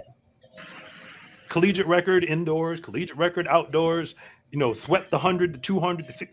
I don't remember. I can't remember another guy. I think it was Justin Gatlin. I think Justin Gatlin was the last guy, and we know what he was. Yeah. Like we're living in like this moment where all of that talent showed up, because people, I don't want to say names to like disrespect people. That's fine. You get it here. Think back to those 2012 Olympic teams, and like, look at some of the names we sent over there in the sprints. Facts. They were wearing red and white and blue. One of them was a football player. Yeah, but like yeah, that's true. I mean, like we had a lot of people we sent over for a period of years who was in the spot, but they wasn't going to the final. Yeah, that is true. They were happy to go wear the uniform and go over there. Yeah, like no one come over there to kill. True. And that for me is where I think what has happened with a lot of people is we've been living in the era of the top 5, even though they're all retired. Because I say Johan Blake is retired, but really. He had the longest victory tour ever. I'm sorry, but we've been caught up in that era for a long time. I mean, granted, we will probably never see something like that in our lifetimes, right? 9.5, 9.6, 9.6, 9.72, 9.74, 9.71, right? So that was an amazing thing. But what I think a lot of people have missed out on in this era is it is probably the most competitive era of track and field in the longest period of time. Right? We saw something. I was doing a research the other day, just for the fun of it. The first person to run 9.7 was Ben Johnson, right? 1988. Drugs or not. We never saw that again until 1997. Because it seemed too good to be true, because it was too good to be true. Right. And we saw it for the next decade for somebody to run 9, 7, anything. Then we waited until 2005 to get another 9.7. And then we had a plethora of 9.7s between 07 to 2012. We had and then we waited up. Yeah, but some of those people's names were taken off the record books. That's true. That's why some of these fast times, like some of those 9.8, 9.7s that you saw, didn't count.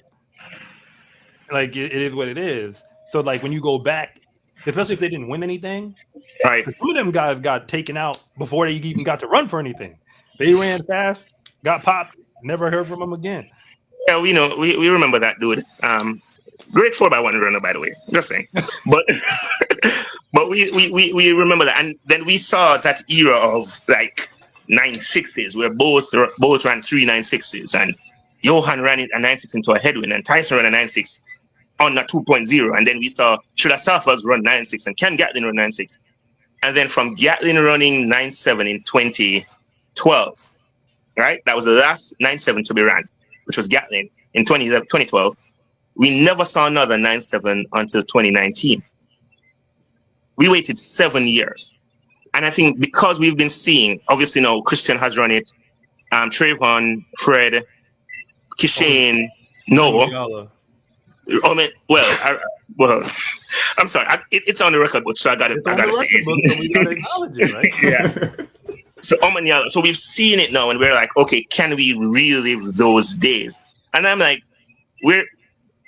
from 2008 till 2016, it was who's going to come second. Right. Like that wasn't a competitive era of sports. It was who was going to come second. If Justin Gatlin was fit, it was going to be who was going to come third. Right? If Johan Blake was in the race, when he was at his best, it was like, okay, how are the other places going to go? Now we're seeing competition where if this guy slips, this guy has it. And I think we have kind of really, we need to kind of leave that era alone. It was what it was. It was amazing for the sport.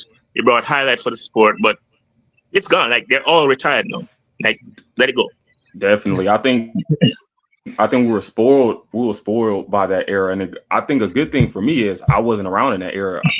I think that I only started track or even paying attention to the sport in 2017. So Wow. my first year of participating in the sport, boat wasn't even on top anymore. So I saw the end of the Justin Gatlin and Usain Bolt era, and I saw Christian Coleman come in and be a hell of a guy from 2019, 2017 coming up. Um, and now I think that is really good because you don't know who wins. You get a new champion almost every championship, and the competitive level is kind of more so evened out. You don't get the fastest times, but you more so get better competition. You see the bottom of the pack, they're rising up, running faster times. So you really don't know who's going to win until it actually happens. So I think this is actually a better era, honestly. It's I'm better just if happy. you let it be. I'm just happy to see three Jamaicans at the top of the world list. That's just my thing. But that sends me over to the women. It is obviously the end of an era with Shelley and Fraser calling it quits this year. I'm going to say this, and I know a lot of people who are watching have me as an Elaine hater, which I'm not. But we probably won't see Elaine at her best ever again. You know, that 10-5. Sharika is 31. So we're seeing the Melissa Jeffersons and we're seeing the Julian Alfreds. Shakira is still around. I don't know what she's going to be doing this year, but she's, for me, and I'm going to say this, I've wanted to say this. I think losing that Olympics hurt Shakira. Like, it hurt her. That's just me. I just think that hurt her. But anyway, and now we're seeing the twins, the Twin Towers from Jamaica. So you're seeing a crop. I said this to Erin, and I said it on the live earlier. Nobody who has run the world lead in the 100 meters since 2008, who ran the world lead prior to August actually, before the championships, has ended up winning the championships outside of Shelley in 2022. Now we've seen two women go extremely fast this year. Melissa Jefferson, right? And obviously we've seen Julian Alfred. But the sad part, again, history shows the last person to win the Olympics and follow that up with a world title was Shelley in 2012, 2013. So now, my question Erin kind of answered it. Who is your three? Obviously, we know Shakira has a bye. Probably, I would say you're two outside of Melissa Jefferson because we know she's going to make the team, right? To make that team, and how would you see that finals setting up? Well, the challenge becomes because, I put it. It gets wide open. It does get wide open, but I mean, TT Terry has just been consistently like there's levels to this. Let's be honest, there's levels to this. And Shakari was level 1, like she was tier 1, and Melissa Jefferson Wooden has decided that she's now going to join her there. She was already on the fringe. It's just that the way the sport is set up, nobody noticed. True. Like that's the best way to put it because we don't notice who's not in the winner's circle. Like I said it from 2021 till now. If you're not Melissa Jefferson Wooden or Sha'Carri Richardson, you don't win the 100 at the USAs. You just don't. But people don't realize that that's what happened. Remember, there was no USAs in 2020. So that means from 2019 till now. Like that's the last time you got to go back to find a name that's not them. So it's like really in the 2020s, it's just been 2 women, but we didn't notice. And then TT Terry has always been there, like hanging around. It's just that she doesn't give what they give. We've never seen like a string of races that looks like a string of races we got from them. So I think that's why she gets discredited. But she's just not the everybody else's. So I don't know if she's gonna be second or third, but I expect that she's just gonna be on the team because like who else you really got? I mean, we got Jason Sears. I mean, I don't mean it with disrespect. What I'm saying is she's run fast. She just hasn't run fast with other fast people around, which goes back to, are we going to just trust the clock? Because I'm never seeing it when I look at you. Maybe this will be the first time. But notice what I said. I watched you all through college. True. And like we just watched you at the USA Indoor meet, and that was her mate to win. and she didn't even win that. Facts. Like, Yeah. and I don't True. mean that to be. I know it sounds real harsh, so let me try to like reframe it. Her talent is undeniable, so Right. it's like you're the next up. Of like when we're looking at the names, it's clearly you're the next up. But there's a difference between being next and then like actually doing it. That's what I think. Like what the Clayton twins are doing, they were in that next group for Jamaica, and I think now the same way that Kishane's been in that next group, and then he showed up to the Olympics, and like he kind of got to the next group relatively quickly from like not really on the radar to being on the radar. But like I think regardless, like you still got to actually do it. Right. So like maybe Jason Sears this year is where the Clayton twins were last year in terms of like her readiness. That's kind of I mean, how I see it. I mean, at this point, the Clinton twins are playing tag, right? So it's like, okay, this year's my year, next year's that's how they're doing it. Hopefully, one day we get to see both of them on the team. There's a name that I haven't heard a lot of lately, which is Aaliyah Hobbs, and I had her 4 years ago as being next up to Shakiri, right? Having made finals, having made the US team. What's like y'all are over there? What's up with Aaliyah? Like I had her as like the girl. Well, I mean, I don't know what Erin might say. I know for me, she's just been consistently battling injury. But because she can't get herself in gear, anytime she's running, like I kid you not, like it feel like every time I watch her, she's battling injury. Like when I like you if you turn on a race and she's there, like I even went to her meet live and she was there and she was hobbling. Like that's just where she's been. So it's like again, her talent is undeniable, but like can you put it together long enough to even like train your way into shape without a setback, run a series of races to get sharp? That's kind of been and like so like even now, like she's not herself yet. This is a girl who looked like her, but she ain't yet herself, and she knows that. She knows she can do more than what she has. But hey, you're supposed to be ready now, so hopefully she got it. Because if she come anything close to herself, then Jason Sears just took a step back. Unless Jason Sears is gonna pop.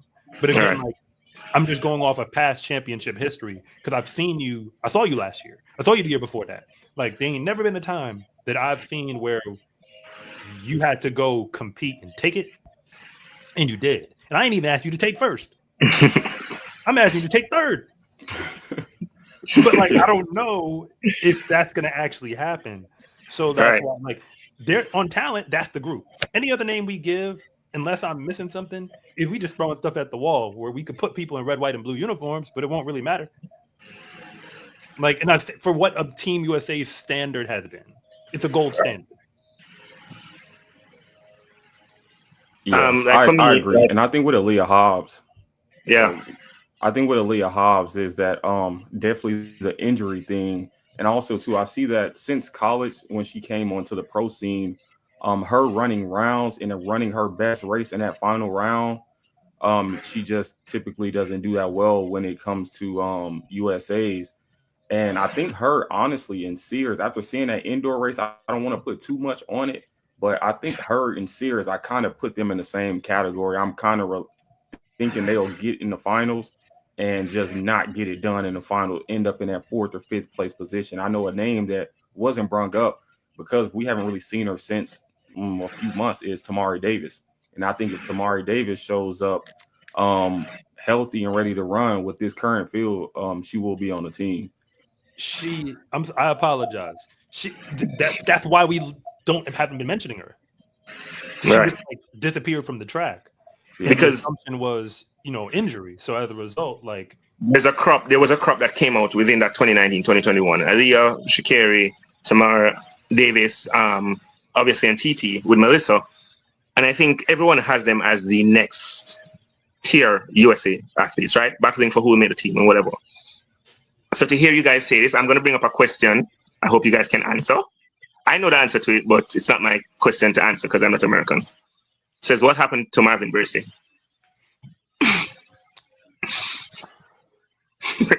It's not my question to answer, so y'all have the floor. I'll choose my words carefully. Fundamentally speaking, after 2022, he has not really run races. I'm not going to get into, anything that would be speculative as to why those races have not been run. But he more or less disappeared from the track. So people keep bringing him up. I understand because we saw him in the winner's circle when USA swept the 2022 Worlds in the 100 and the 200 with 6 different men and still bombed the 4x1. I had to put that out there. So, like we had all the world's fastest men. We did. Mhm. Like when you go 1, 2, 3 with 6 True. different men, like at this point, Yes, Canada. Okay. like but regardless, so like I understand why he keeps getting brought up, but like we're not ignoring him. Like we're just going to talk about the races that actually happened. And sorry to tell you, there haven't been any races that have actually happened in the year 2025 or 2024 with that man in them. So, and he wasn't at USA's in 2023, as far as I know. I mean, I'm gonna look it up now. I don't believe he was. All right. So I'm gonna jump past the 2 because I think the 200s have set themselves already. Did I get that For right? Like I don't know if Erin wanted to add something. Like, did I get oh that yeah, right? Aaron, if you want to. Yeah. For Well, the most part. I just haven't seen him. I kind of have a clue where he could be, but I don't honestly want to speak on anything that I just can't prove. I specifically concrete. posted that question that person asked because of something I saw you do. That's why I specifically posted that question. Yeah. Oh, actually, so he was hurt at USA's in 2023. Right. That's Okay. pretty clear. Yeah, I remember that. Like he was hurt. That like he showed up on the line and finished through the line, but that wasn't him. Because like if you run 11, like and you run 10 every other time that whole season, what happened was he was hurt. So from that point till now, he has not run any races from 20. He ran a little bit after USA's, but like we have not seen him on a track from then 2023 till now. No registered races on like at all. So I'm gonna skip over the 200s because I think the 200s set themselves up. I'm gonna get to that 400 meter for women, and the specific reason is Sid has come out this year saying she's not running the hurdles. She's specifically running the 400 meters. Now, while I expect her to make the US team, the reality is that world stage is a lot different from. This is probably the first time or the first series in history where winning the US title in the 400 means nothing at the world stage, right? So I want to have you guys take on this new development. I mean, saying, you know what, I'm gonna put down the hurdles. I can't say to the hell with the hurdles because she's a Christian, so not that. But she has put down the hurdles. I mean, there's nothing for her to do in the hurdles anymore. She's won everything, but she's gonna try the 4. Erin said this already. I've heard him say it, that she's actually a sprinter who does the hurdles, right? I agree. So what's your take on this for this year? Say new development, and can she get that US record? Simple. Well, yes, she is a sprinter who runs the hurdles. So is Rye Benjamin. That's why they dominate those events. They're just more talented than everyone else who's racing them. Like being honest. Not to discredit their work. It's just these other people who work as hard as you work and then some, and they just don't have what you have. As for Sydney, well, 1, US record, of course. 2, anytime she's been running the 4, she's been doing it as a side gig. Like never as the main. 3, people have revised history because they don't understand how great she actually is. So I always remind them, I'm like, I'm gonna give you a few quick bullet points, and if these bullet points make sense, it should be clear that it's a very real debate. Will she win gold this year? That's the only debate I'm actually having. Everybody else who's questioning stuff, they just don't know the facts. So here are the facts. Go back to 2023 when she ran the 4 for a little bit and ran through the USA's, won the American Championship in what was a world-leading time. Before that, they're just focused on the fact that she lost to Paulino in a race. Well, Paulino kept running, goes to Worlds, runs her best time of the year, and it was still slower than what Sydney did at that USA Championship. Now, if you really don't think that Sydney running by herself was not going to be faster running with someone next to her, I mean, I'm just not joining you on that train. But like, I mean, so she could have won Worlds already, in theory. No disrespect to NASA. It's just that Paulina was the one in question because she beat Right. Nasser in that race. If we're just talking about a face-off, and then you move on to where we are last year, 2024. They didn't let her into the Diamond League final because of the politics of how the Diamond League is set up. Sydney runs in a special section with people who are just not all that talented compared to those who are in the Diamond League final. Paulino wins the Diamond League final, and I specifically watched what were the winning times in both. And the winning time in the Diamond League final by Paulino was still slower than what Sydney ran with nobody. She just ran a time trial and still beat her. So I really don't know why people are trying to make it seem as if like Sydney's anything other than a top flight competitor in that final. Remember, running with the hurdles, she could probably still make the final. If she's in top form, she could probably do it over the hurdles for what most of these women are actually going to come with through those rounds. So as a result, like the only debate is her versus Paulino. Nasser, we've kind of seen the talent, but like we have never seen like it doesn't feel like Nasser is really in a rivalry with Paulino. Right. It feels like she's racing against her. And I hate to say it, it almost feels like kind of what it would like watching Gatlin and Bolt. It didn't feel like there was a real rivalry as much as it was like a 1-2 thing. Like that's how it felt because we just didn't see Gatlin beat him until Bolt was literally on his last leg. like literally. So like if we're going through like their years. So I think that's the Nasser Paulino thing. The thing is Sydney already beat Nasser. All right. And like all those facts tell us, like, what are we doing? Like, Sydney's running a time trial at the USA's. That's what she's doing because her clocks may not have been 48s this year, but all the people who was faster than her showed up, and they weren't close when they were next to her. I think this year is kind of weird for the women's 400 because it's not really a super fast year. You know, in comparison to maybe last year, which was a little bit faster. Well, not a little bit, it was a lot faster. So the reason I bring it up and I ask, which could Sydney be able to win, is because many people have been saying, you know, I've had a conversation with a former athlete who said to me that it is sad that a hurdler can come over to the 400 and be just as dominant. Right? So that's where the question came from. Could she be able to win if, say, Nasser is in top form, if Paulina is in top form? Because as much as Paulina has won a lot of medals, Paulina's personal best isn't all that. Where Sid can't get that or to run faster than her. I think that's why I mentioned the American record, obviously. I mentioned the American record even before I went to the world record because we obviously knew that record. Yeah, that world record, right? So I mentioned that American record because is she the one capable of actually taking it? Oh, definitely. I mean, she's right off of it, right? Yeah. She ran like 48, 70 something, 75 or something. Yeah, she's off it by like a few hundredths, right? Yeah, a few 10. Yeah, 10 something. Yeah, so it's not. She's already close. I mean, Sydney at this point she's racing herself. She's not competing against the people in the other lanes, and that's kind of been the beauty of watching her compete. The problem is that like, can everybody else handle that smoke? Because they have to be able to like.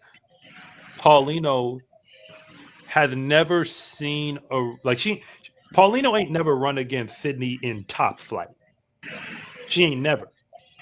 So, because like I'll be watching her reel people in, and I'm assuming that it's going to be the same race model. Because Sydney's race model is not reel you in; it's I'm about to dominate you. But remember, I still believe that she could say throw away the 400 and go down to the 200, and she could still give you 21s if she made that her primary job. Like she's shown that she's capable of doing that. She went 22-0 when she wasn't trying that hard. The gun just went off and she ran. Yeah. So like that tells me if she tried, she could go. I mean, she may not go 21-5, but she could go 21-9, 21-8. Because the 1 year she ran in college, she made the NCAA indoor final in the 200, just playing around. Yeah. That is. Like she wasn't even, her whole focus was I'm going to break the collegiate record in the 400 hurdles later this year, which she did. But she still had to run races along the way, so they just put her in the 2 and the 4, and she just like, okay, I'll just go to the national championship to do my thing, just have fun. Like she's just a different level of giftedness, where it's kind of like she's like kind of like Michael Phelps, where it's like stop, like why are we even pretending that people are in his category? They're not. It's funny for True. me because Well, I think that go ahead. I was gonna say I think that I wouldn't necessarily say that she's in a different level of being gifted. I think that we're just such in an age of such specialization to where we really don't get to see a lot of these people who we deem really good in other events do other events. I think that with the 400 hurdles being so similar to the 400, she's able to make that switch after dominating it so long. And I agree that we haven't saw her reach her maximum potential in the 400. And who's to say we'll see her reach it this year? If Paulino and Nasser both show up in 48-1 form, will I have Sydney winning? Definitely not. I'll at that point I'll have Sydney fighting for bronze. But I think that she definitely has a chance to show up and win. I think that entertaining her getting second or third is not even worth the conversation, especially with her moving outside of her primary event. I think she's going to this event because she believes she can win it. And that's just how I feel about that. My thing is this. I know now how people felt when both lined up in a race. Watching Sid, it's like, all right, yeah, we're gonna go for other medals. I think Sid has the ability to be, because I've said this before. I have Sherika Jackson as the greatest all-around sprinter of all times, right? 1, 2, and 4. I think Sid has the ability to be the best all-around track athlete, right? Having to be able to can run the 2, run the 4, run the 4 hurdles, run the 100-meter hurdles. I think she has, and it's at this point in time, like we forget Sid is still in her 20s. Like she's not like it's not like she's 30 trying something new or 28 trying something. She's still young. And to be that dominant where you're looking at her like, okay, what's next?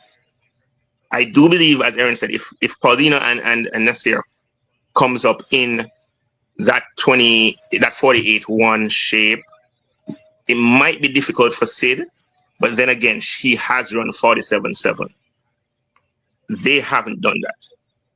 So if she goes to USA's and she runs probably 47-9, 48-0, I don't think she's losing worlds.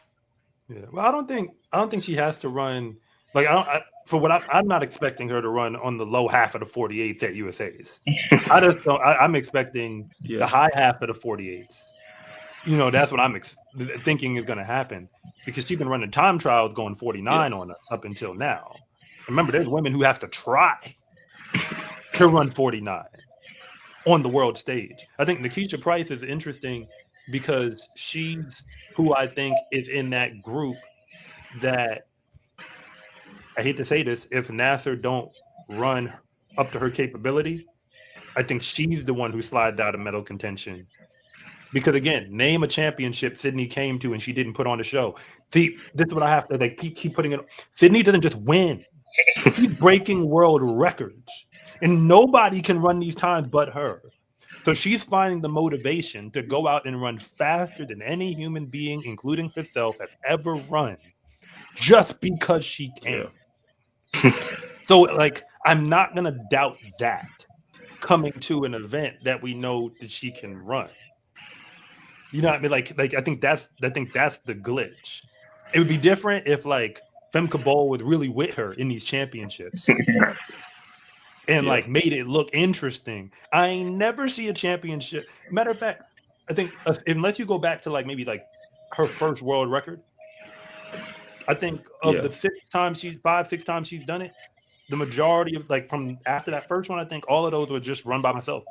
Right. So that means she's just in there just saying, I'm going to have the best run I've ever had. Even though, like, she could probably look up at a big board in Eugene and realize, oh, they ain't here. That's what Bolt used to do. He used to be able to look up at the board and see, like, where am I? He could watch the race while running the race. It for me is Sid for me is an anomaly in the sport. I'm looking at Sid and I'm like, this is an athlete that can do what Bolt did, retire at 30, and we're going, she did everything. Right. So for me, I mean, remember, a lot of us forget that she was in the Olympics in 2016 as a teenager in the Olympic final. Mm-hmm. So A semifinal, I think. I don't think she made the final. Semifinals, right? Sorry, she was in the semifinals, and I think she got silver in 2019, still as a youngster when Dalila won. So she's not even near 30 yet, and she's that dominant. I think she probably does what she wants to do, retires at 30. And I must say this, and a lot of people might not agree with me. Probably Erin agrees with me. My only issue is Sid needs a personality, man. She has the ability to be what Usain Bolt was for track. I mean, I can respond to that though. I can say that, like, I mean, well, there's two sides to it. One is, I mean, we can talk more about the personalities and how that factors into the sport and how it advances. Because as far as when you bring up Bolt, keep in mind Bolt with a meal ticket.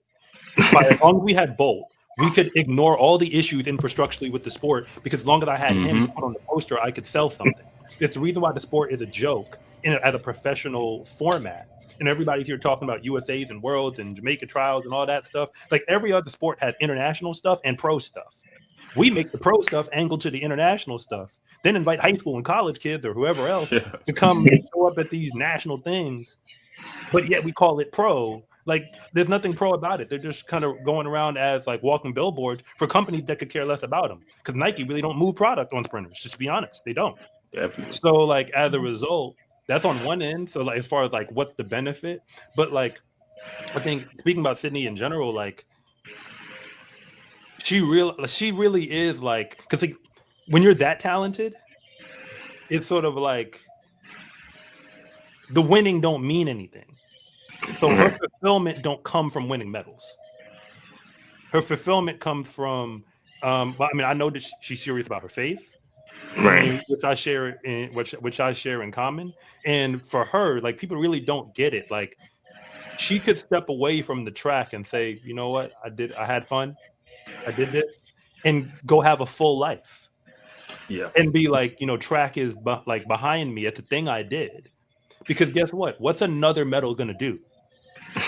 Is it gonna make her bigger? Like that's why like she had to get to a point. It's almost like Tom Brady in, you know, American football, where there became a point where he realized like winning another Super Bowl won't change anything.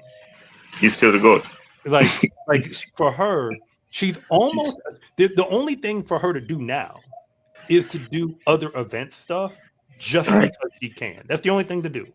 I honestly think that let's just play this out. If she wins Worlds in the 400 this year, that's it. I think at that point, at least for this generation, the GOAT case has been made on the track.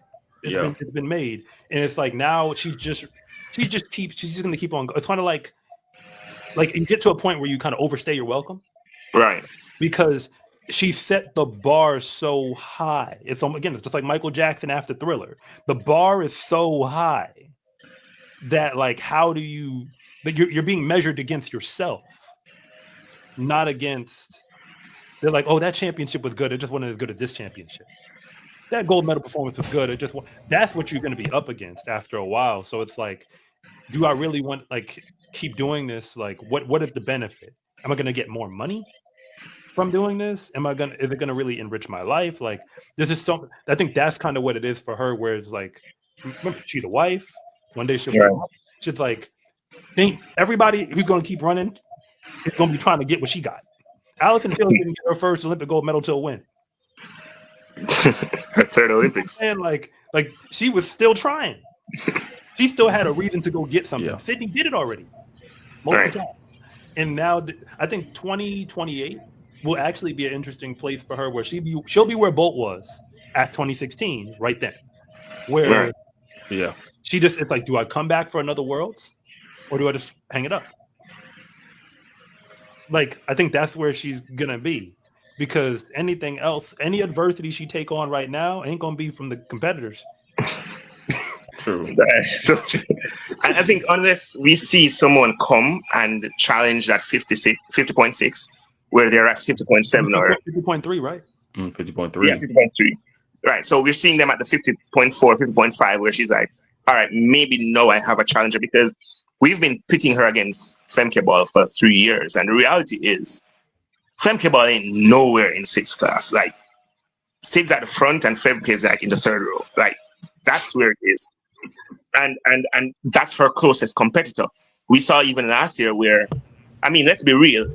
Had there been no Sid, we'll be talking about Femke being the greatest 400-meter hurdler of all time. That's how great she is. Um, so for me, it's like my thing about Sid is she's just one of those athletes where, like you saying, Bolt. If you're around when Carl Lewis was around, you're like, all right, let's just see them, complete it, and that's it for me.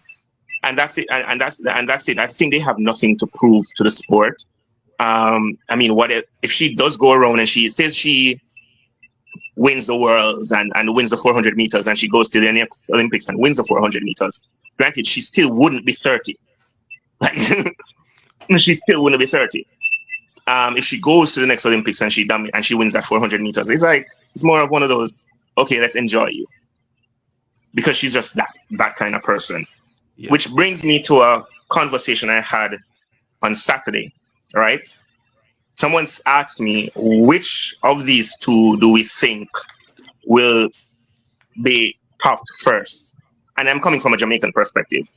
Would it be Elaine Thompson's double-double, which has never been done, or Shelley's 7 gold medals, 100-meter gold medals? Which one do we think will more likely be achieved first by somebody? I'll say probably the 7 gold medals. That double-double, that's staying healthy, especially with them now implementing like an ultimate championship. So going into like having a championship every year for real. I think that if you find someone who could stick around maybe 12, 13 years and they're super dominant, maybe so. But I think that staying healthy and staying the top in 2 events within a 4-year span, I think a lot of people sleep on that.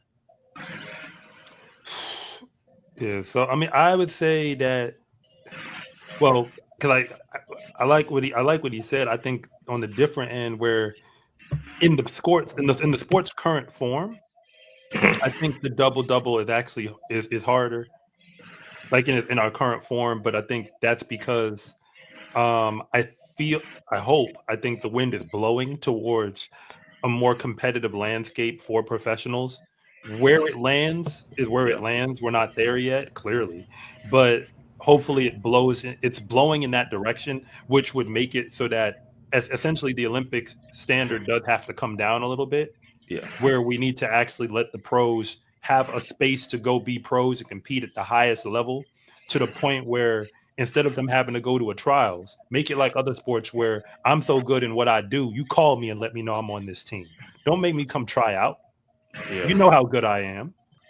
LeBron James don't try out for USA Basketball. Other guys got to try out. Yeah. They have a camp, and some of them people be playing for a spot.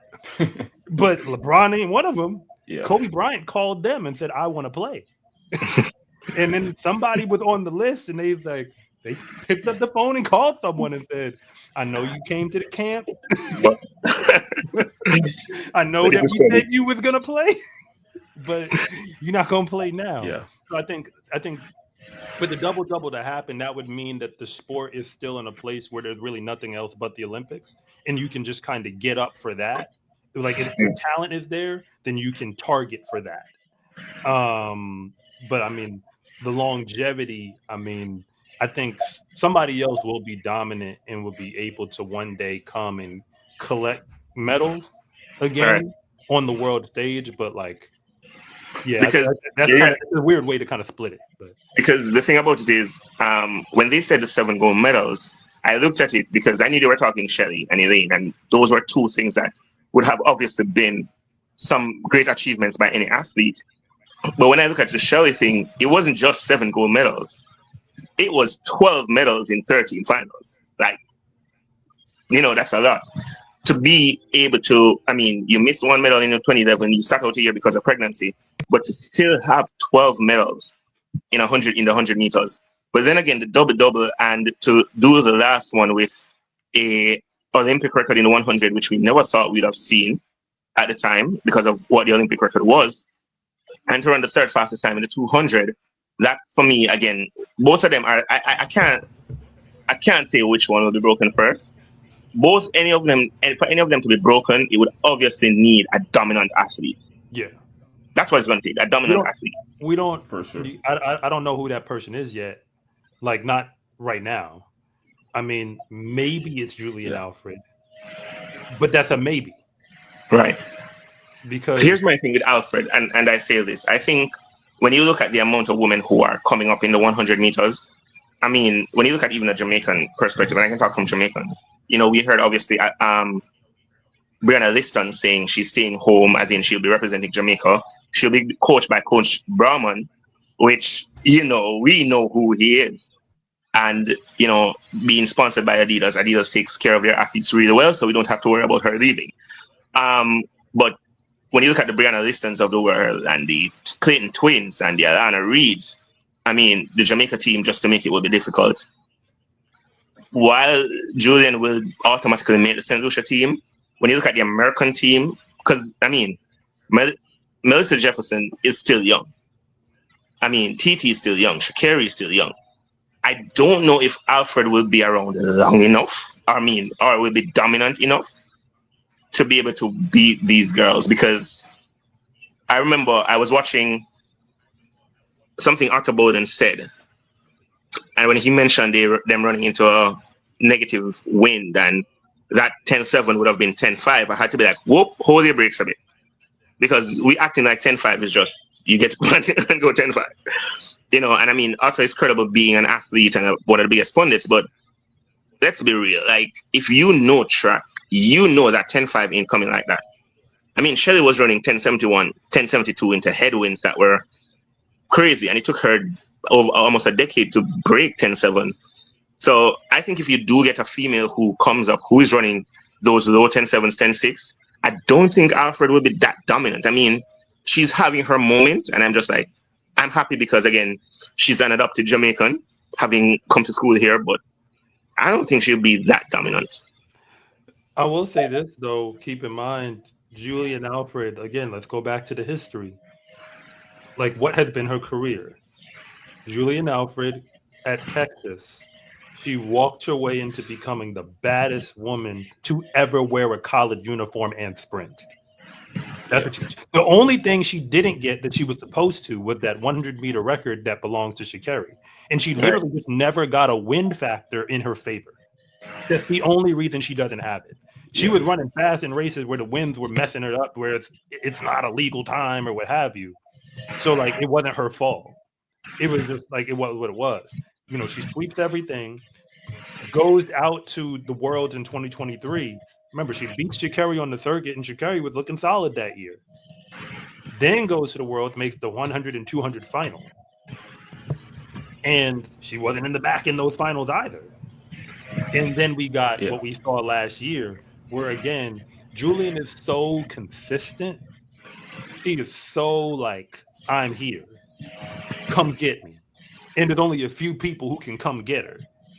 Like, she's such a competitor, she's such a gamer, and she's improved on that component. Because I think if you go back to what college did for her was, remember that her second year in college where she breaks the collegiate record indoors in the 60 and then loses.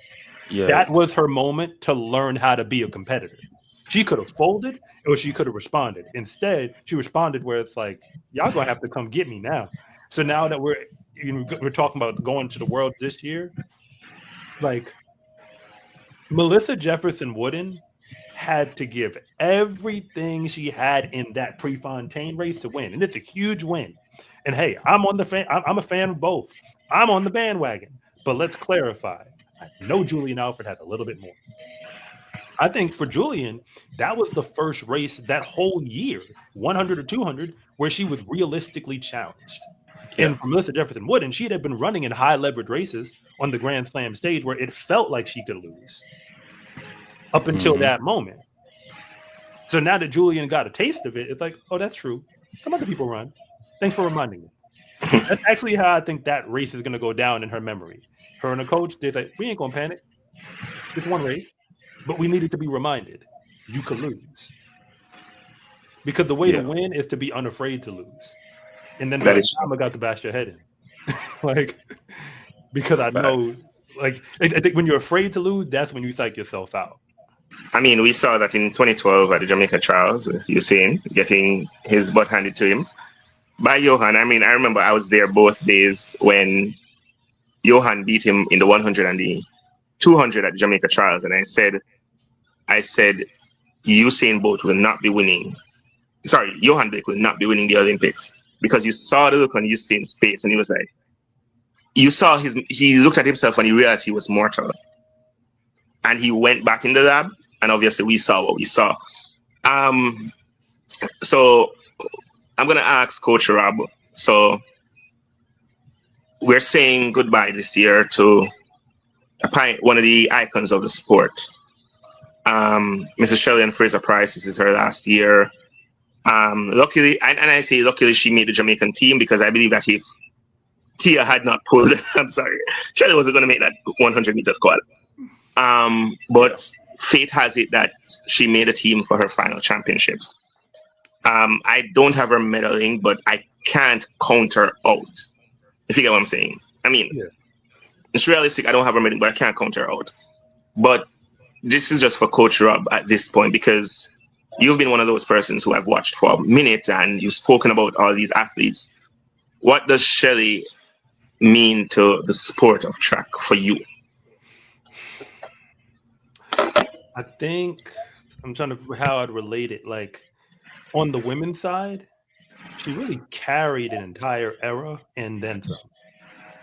That's what happened. Because when it comes to sprinting, the fact that she's there in '08 at the top of the podium when Bolt is setting the world on fire, because it wasn't just Bolt doing it, it was a Jamaican thing. Because I think if you think about track and field as an export for a moment and like Jamaican sprinting, she and Bolt together, they made it an export. They made it something that wasn't just for Jamaica anymore. It was something Jamaica gave to the world. So Bolt wasn't just your athlete. It wasn't just Jamaica's athlete. He was the world's athlete. The world was pulling for him.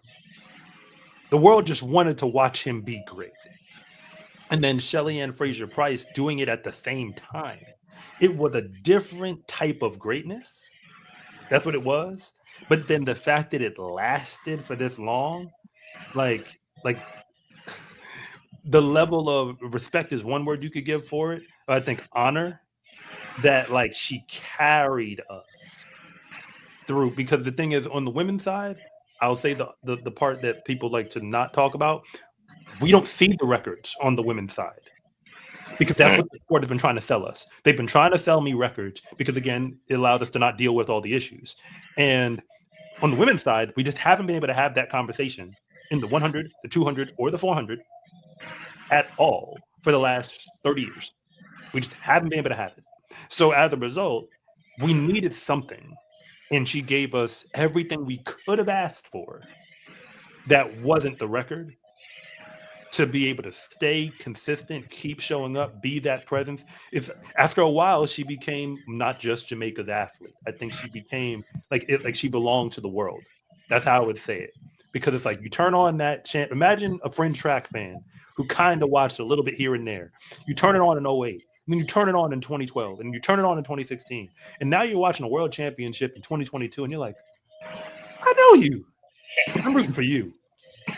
That's how she became the world's athlete. She was no longer just Jamaica's. And I think that is when you can transcend like that, I think that's when you are in not just a league of your own, but like you now go into this select Hall of Fame category of people who, where would we be? The real question is, where would we be without her? If it wasn't her winning in '08, if like just remove her from the equation and say, let's run all these championships without her, the sport is in a way worse place.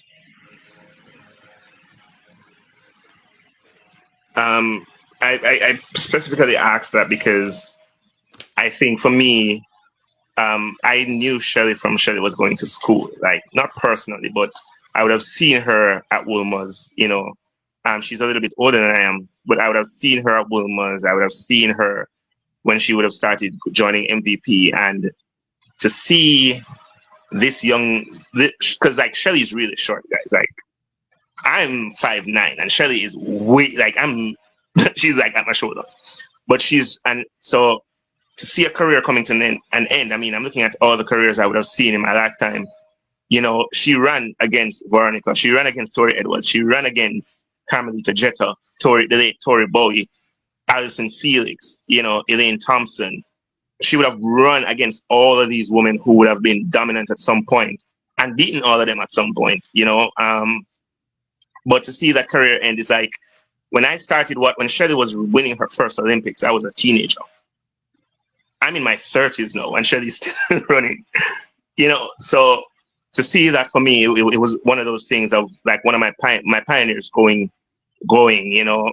Again, Usain Bolt would have gone, Asafa Powell would have gone, Nesta Michael, you know, Veronica, all of these would have gone. So to see her hanging it up after 17 years, you know, 18 seasons, to kind of say, you know what, this is it. I have much respect for her. You know, it will be her final World Championships. I do expect her to make the finals. I don't expect her to win a medal. But at this point in her career, like, it doesn't matter. You know, you shouldn't have to win a medal. I think that's the point. Because exactly. the only reason it's kind of like, I mean, again, for those who follow like NBA basketball, when Michael Jordan comes back with the Wizards, what people don't realize is the only reason he could come back and be an all-star at that time, which is kind of like what making the finals is in track, I guess, more or less, some version of making the all-star team in the way it gets treated right now, where he had to be so much better than y'all. When the old version of him could come back and still give you the work. Exactly. I mean, KD talked about him dropping 40 at 40, you know. I think that's exactly where I think she's not going to just make the final. I think she's going to give what she has. I think she's going to execute. And I mean, okay, let's go back to what the Olympic final looked like. If we get performances that look anything close to that, she might get a medal. Being honest. Facts. It is true. You know, I mean, let's be real. We know she's now training with Andre Wellington, former KC athlete. You know, Gavin can tell you, I told a joke that when I was in primary school, elementary school, Andre Wellington was in high school. And Andre Wellington and I graduated high school the same year. That's how long he was in high school representing KC. But he's now training her. You know, so it's her final season. She left Renata Walcott. Walcott was able to get her to the 10-6, which we all thought she would have been at some point. But to see her make it like in 2021, you know, from 2008 to 2021 was how long it took her to get to 10-6. You know, for me, it's a part of the career ending. Of all my favorite athletes, I mean, I would have seen Merlene Ottey, I would have seen Carl, I would have seen Maurice, and that was what got me into track and field. You know, I was a big fan of The Answer, Allen Iverson. I wanted to be the next Iverson, you know, and also the Black Mamba himself, Kobe Bryant. So my heroes are all now retired, like, you know, growing up to see all of that. And she would have been the last of the set, you know. But I bring this up because I know a lot of people who do watch this are also affiliated with them. So, you know, just to hear it from another perspective. Unfortunately, on the other side, we would have seen some articles being written over the last week regarding Miss WW herself, Elaine Thompson Hero. A career who I think we understood the injuries, but unfortunately, so many other things would have affected a career which should, put it this way, I've said this before, there should not have been a debate of who's the greatest female sprinter of all time. Had Elaine been, you know, in that sense, because I mean, at 31, I think she could have also won another double, which would have been last year. But unfortunately, you know, things happen, situations happen. But I do believe that she would have been the greatest of all time had certain decisions not been made, which is kind of an end to an era of Jamaican track and field. Sharika Jackson is in her 30s now, so we're seeing the youngsters come up. And I think it's a new era of track and field. Let's be real, like, we're seeing, you know, these are now the athletes we're looking at, and we're like, okay, we're doing comparisons, we're looking at them. And I think track and field, for me, one of the reasons why I wanted you guys to be here today because we're looking at track and field taking the next step forward. It is moving. And I'm going to bring it to a topic I asked Erin to speak about earlier. I'm going to ask Coach Rob to talk about it, which is Grand Slam track. Yeah, I'm not even going to say anything more. I'm going to leave that part to you.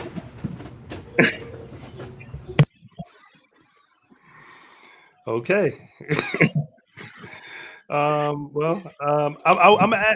do want a little bit more direction because I don't know which direction I should. All right. So your Going. thoughts of it as an idea, your thoughts of its execution, everything that has happened regarding what is Grand Slam track for its first season. Because the pros and the cons, basically. I think the best way I could put it, Grand Slam track is filling a void. It's a legitimate void in the sport. I think for what this year has become, because their model was the model they chose. It's not the model that I would have chose, but they did make me a believer in its potential. The way that I saw certain things being executed. But I would say this much, that I think the biggest challenge, the biggest hurdle that the league will have to overcome, and is already probably at a huge roadblock to overcome, is that they came in with a very big vision. And I know what the ultimate vision was. The ultimate vision was, when it comes to a pro track scene, the concept was, when they called it Grand Slam track, they said in tennis, which is an individualized sport, they have Grand Slams. The Grand Slams are 4 moments around the calendar where the pros come and they show out, to the point where these slams are supposed to mean something. So much so where if you win a slam, it's almost like everything. That sport, they have Olympic tennis. They've had it in the past. No one cares. Mm-hmm. It's about the Grand Slams, and the pros make their money there. It was a big vision. And I think they came in with such a big vision, and you're just going off of the evidence of like how things are playing out, like some of the challenges, is that it might have been perhaps a little bit too much, a little bit too fast. And you maybe a little is even being maybe it's not just a little, but like I think right now, and I think because this is less about, I commend Michael Johnson for his attempt.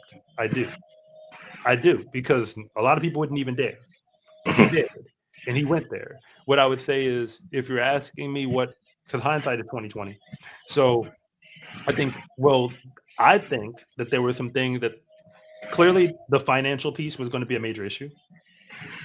Like that was always going to be a major issue, but just for what we got, Grand Slam was. I knew that there were going to be hurdles that needed to be overcome when I understood that the full track community didn't get it. Because we don't need casual fans, but we needed the people who actually like track to all rally together on something. And because it was clear that we had athletes, coaches, agents, everybody who didn't fully get what was happening. And then fans, of course. So as a result, they tried to have the event with half the community in and half the community out, not even. And that's why you were always going to have a significant uphill battle. Like, I'll say this. They did a slam in Jamaica, and we didn't get to watch the Jamaican stars on the track. Not all of them, anyway. And you know who we're talking about. True. If slam was what it was supposed to be, let's forget about the 2-event model and all that for a moment. If the concept of this is the place to be, you are the best athletes, this is the stage where you prove it, you'll get compensated.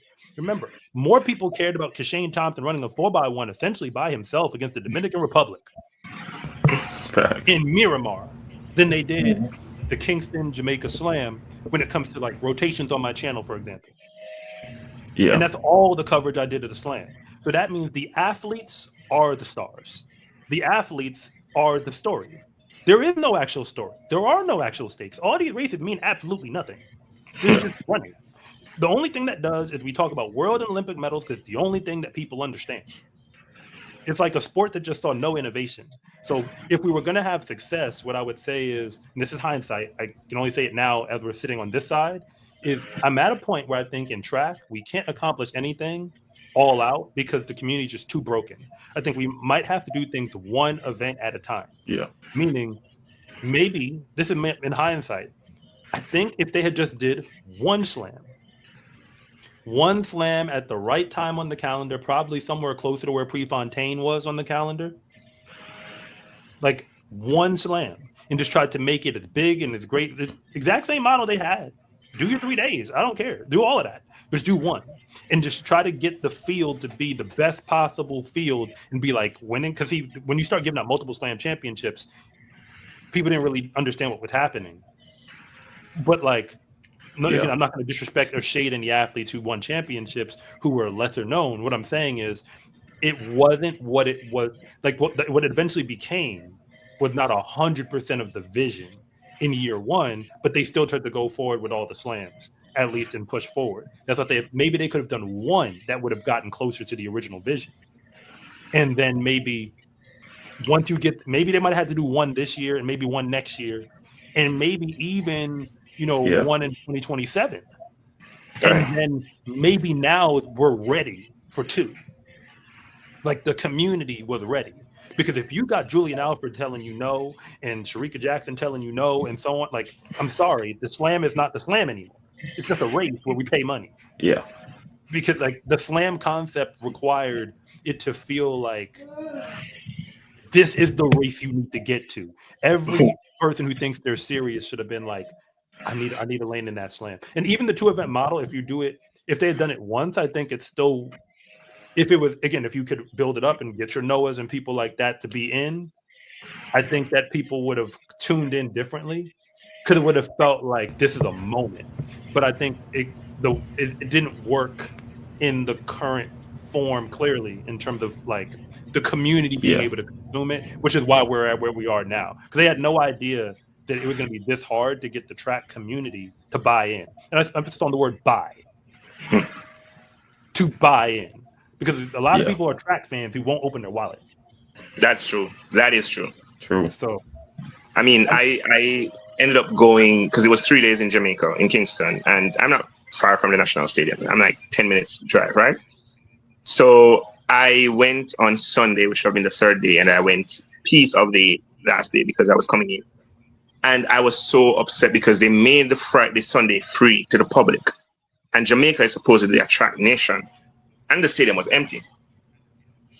Because most people didn't even know what it was, like what it was about. So it would have been ardent track and field fans like myself who would have followed and would have watched and heard and, that would be saying, you know what, this is what is happening. But outside of that, it was, like I said earlier, I think the idea makes sense. The execution was a problem. And I think even this year, it was a wrong year to do it. I mean, we're in the 5th year of a championship cycle. Like we've had 2021, 2, 3, 4, 5. We're in the 5th year of a champion. It would have been, if your execution, say for example, you did it next year, which would have been an off season or whatever it would be, maybe it would have been a little bit more effective. But for me, it was like too soon, not properly executed, and it ended up being a flop, literally, because like with all the debts that they've incurred, it's going to be rough to get people to come on board anymore. So I mean, that's the thing. the aim was for the American market, but then like as far as like a lot of what some of the shifts were done with the American market in mind, but at the same time, like they still chose to launch in Jamaica, which that was a risk. And I think if when you're an American company, that's what fundamentally what they are, and then you try to go international to do an event, at that point, the only way to do that well is you really have to kind of acquiesce to people who are on the ground in terms of what they know works in their Yeah. environment, which is Right. incredibly hard to do when you're trying to do something for the first time. Like there's so many like moving parts. It wasn't like Jamaica was the third slam, but it was the first one in Jamaica. It was the first slam ever in Jamaica. So like that I think there were so many things that like there were a lot of uphill battles, but like they came in this hot because they're trying to fill a void. Like most of Hmm. these athletes are financially struggling. In America, we have a lot of people who a bunch of these other nations would love to transfer over if they could. Who are again, we have people who are working at UPS, people working at Walmart, all of them who would be representing for other nations. Like when I was a college coach here in the States, but just like with the athletes who I had, I would ask them, because you like list your nation. I was like, do you have a Right. parent who was born somewhere else? If the answer was yes, I said, we're putting that down when it goes through the world athletics. We're not putting USA. They said, why? Because youth might have a chance to one day represent for someone else. But the way this American system set Yeah. up, you don't want to be listed as American. You better hope you could claim something. Like I mean, something. Facts. it's unfortunate because we saw obviously the Olympic champion, Olympic bronze medalist, Olympic silver medalist, and obviously the greatest talent in the triple jump, leave our island. Um, and it's unfortunate because I've been an advocate. Those who've been following me for a long time would have known I'm an advocate for field events. Like I'm a field eventer. Like I love field events, right? But the reality is, it's unfortunate because no one cares if you're not running 400 or less, right? And if you're obviously if you're in Africa, especially Eastern Africa, then obviously the distance is come into play. But the reality is like no one cares. And I think what Grand Slam did was to prove that point by not you having any field events. You proved a point. Like no one cares. Like I would have loved to see in a very good long jump competition. I'd have loved to see in a good shot put competition. But again, nobody cares about anything that's not on the track. And it's sad to say because sport is so big, and that's why you will have Roger Stoner going to a Turkey or a Wayne Pinnock, which again we have our little issues because an email came out regarding that. But the reality is the powers that be, we don't put as much emphasis, and that's for me what track and field is. We depended so much on Usain Bolt that now that he isn't here, we are seeing the work that we have not done. Like Bolt was such a Yeah. household name that you could say, okay, Bolt is coming to London. And when Bolt went to London to run, like remember they had dropped the tax rate because of Bolt. That was how impactful he was, and the crowd was packed. Like the crowd, these stadiums would be packed, and people wanted to see him. But we don't have that anymore. The sport doesn't have that, and unfortunately, because of that, a lot of the work changing your name from IWF to World Athletics does not change the problem. Oh yeah, I think Jamaican champs, as I understand it, which hopefully one day I get to attend. You should. I mean, from what I understand, so correct me if I'm wrong, people have affinity to the schools. Exactly. So as a result, when you look out there, you see a uniform that you recognize, Right. and you don't know the kid, but you don't need to. And it Yeah. feels like a us versus them moment. I mean, when you look at, there's somebody who's watching my program right now, Shauna, right? Shauna is a female. A female. The school she supports in Champs is an all-boys school. Like, just think about it. Like, you would go over to the Kingston College section and you would see men, women, boys, and girls in purple. Just because the great-grandfather went to Kingston College. Like, I know Shauna supports Casey because her son goes there. He doesn't even do track. He does football. But she's supporting Casey. So that's the thing that we that's the affinity. And I think one of the things that has not been done, I don't think it has been done to the best, is to study the model of Champs. How do you get 40,000 people to come to a stadium? People to book their tickets a year in advance. They just want to know what day Champs is keeping, the date, and their tickets are booked. People are spending a lot of money. Athletes are being housed. Like, I mean, there was a year that Usain Bolt couldn't get into the stadium. Yeah, but we know what works in track. The problem is that the system, when it comes to how everything is set up, it goes against what would create a viable pro product. I'm going to say some of the True. things that people need to hear. I'm sorry to tell you, if World and Olympics is what you're preparing for, this is what you're going to get. I'm sorry. Agreed. In other sports, the way it works is you are a pro athlete and do pro things in a pro league of some kind. I don't care what this league is. Every other sport has nice things. They all do, except us. Tennis figured it out. Golf figured it out. Like they all figured out something. You got like you everybody, even gymnastics, which even though their pro thing is a little bootleg, at least in the college level they figured it out to make Right. it better than what we get in track and field. Track and field looks the way it does because it's trying to copy the Olympic standard. And the Olympics only makes sense because as a commercial product, what they're able to sell the world is you're about to watch the greatest track and field athletes go out there and compete for glory. You're actually not, because we left Christian Coleman home and he would have knocked somebody out of that final. True. You saying like you're actually not, because Sharika Jackson's not here. Exactly. We weren't actually watching the best. I'm not trying to shade the people who won, but that's what they told us. There's people really around the world who think that Gabby Thomas is the best 200-meter runner that we have in the world. She's not. Yeah. Yeah, exactly. There's no evidence to suggest that if we're talking about this generation, it ain't Sharika. But in the way it's set up, because Sharika doesn't have a gold medal in that one event, That's the she's only. a nobody to a lot of people. Like, because they don't watch Worlds. The track community watches Worlds, but the sports community watches the Olympics. And the Olympics have a lot of glitches in its system because it's participatory and we want inclusion and we want people from all these different nations. And like, I'm not knocking it. It's cool for what it is. But then for us as professional track and field fans to think that is the standard. See, the Olympics is when we show off the sports to people who ain't us. But we got to have nice things too. That is so true. We should have actual nice things. Sharika Jackson should not have to go to the Olympics to prove herself. She should be able to be celebrated, have a stage to perform and showcase her dominance. But it will take a shift in how we understand the sport, though, because the shift is going to have to be away from, I got to run fast in one moment. It has to be, if I'm better than you, we're going to line up this time, this time, this time, this time. And I'm going to show you across all these times that I'm better than you. And people will tune in, where all the races have to go like this, where we know that somebody's going to be at the top of this food chain when it's done. Everybody else is getting eliminated out. So if you give me a race with a whole bunch of randoms, for lack of a better term, the names we don't know, I should be able to tell my wife, hey, she asked, so what are we watching? Like, what is this race? I'm like, oh, you know, all of these people, somebody here is going to win to go to this thing over there. She's like, because I don't see Sharika, I don't see Sha'Carri, I don't see. Oh yeah, see that they're waiting in the next round. You got to get through this to get to them. Yeah. You see what I'm saying? Like, however we set it up is how we set it up. But all the races should be a race of consequence. There should be no more Miramar moments. I'm sorry. True. That needs to go. Do not call that pro track.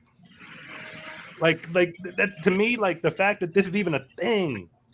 We out here running outdoor 300s and running and this is track. Like this is an event. Like how did we get here? So I think that's kind of my schism, where it's like until you can see that like the potential is so much, because you already have the athletes.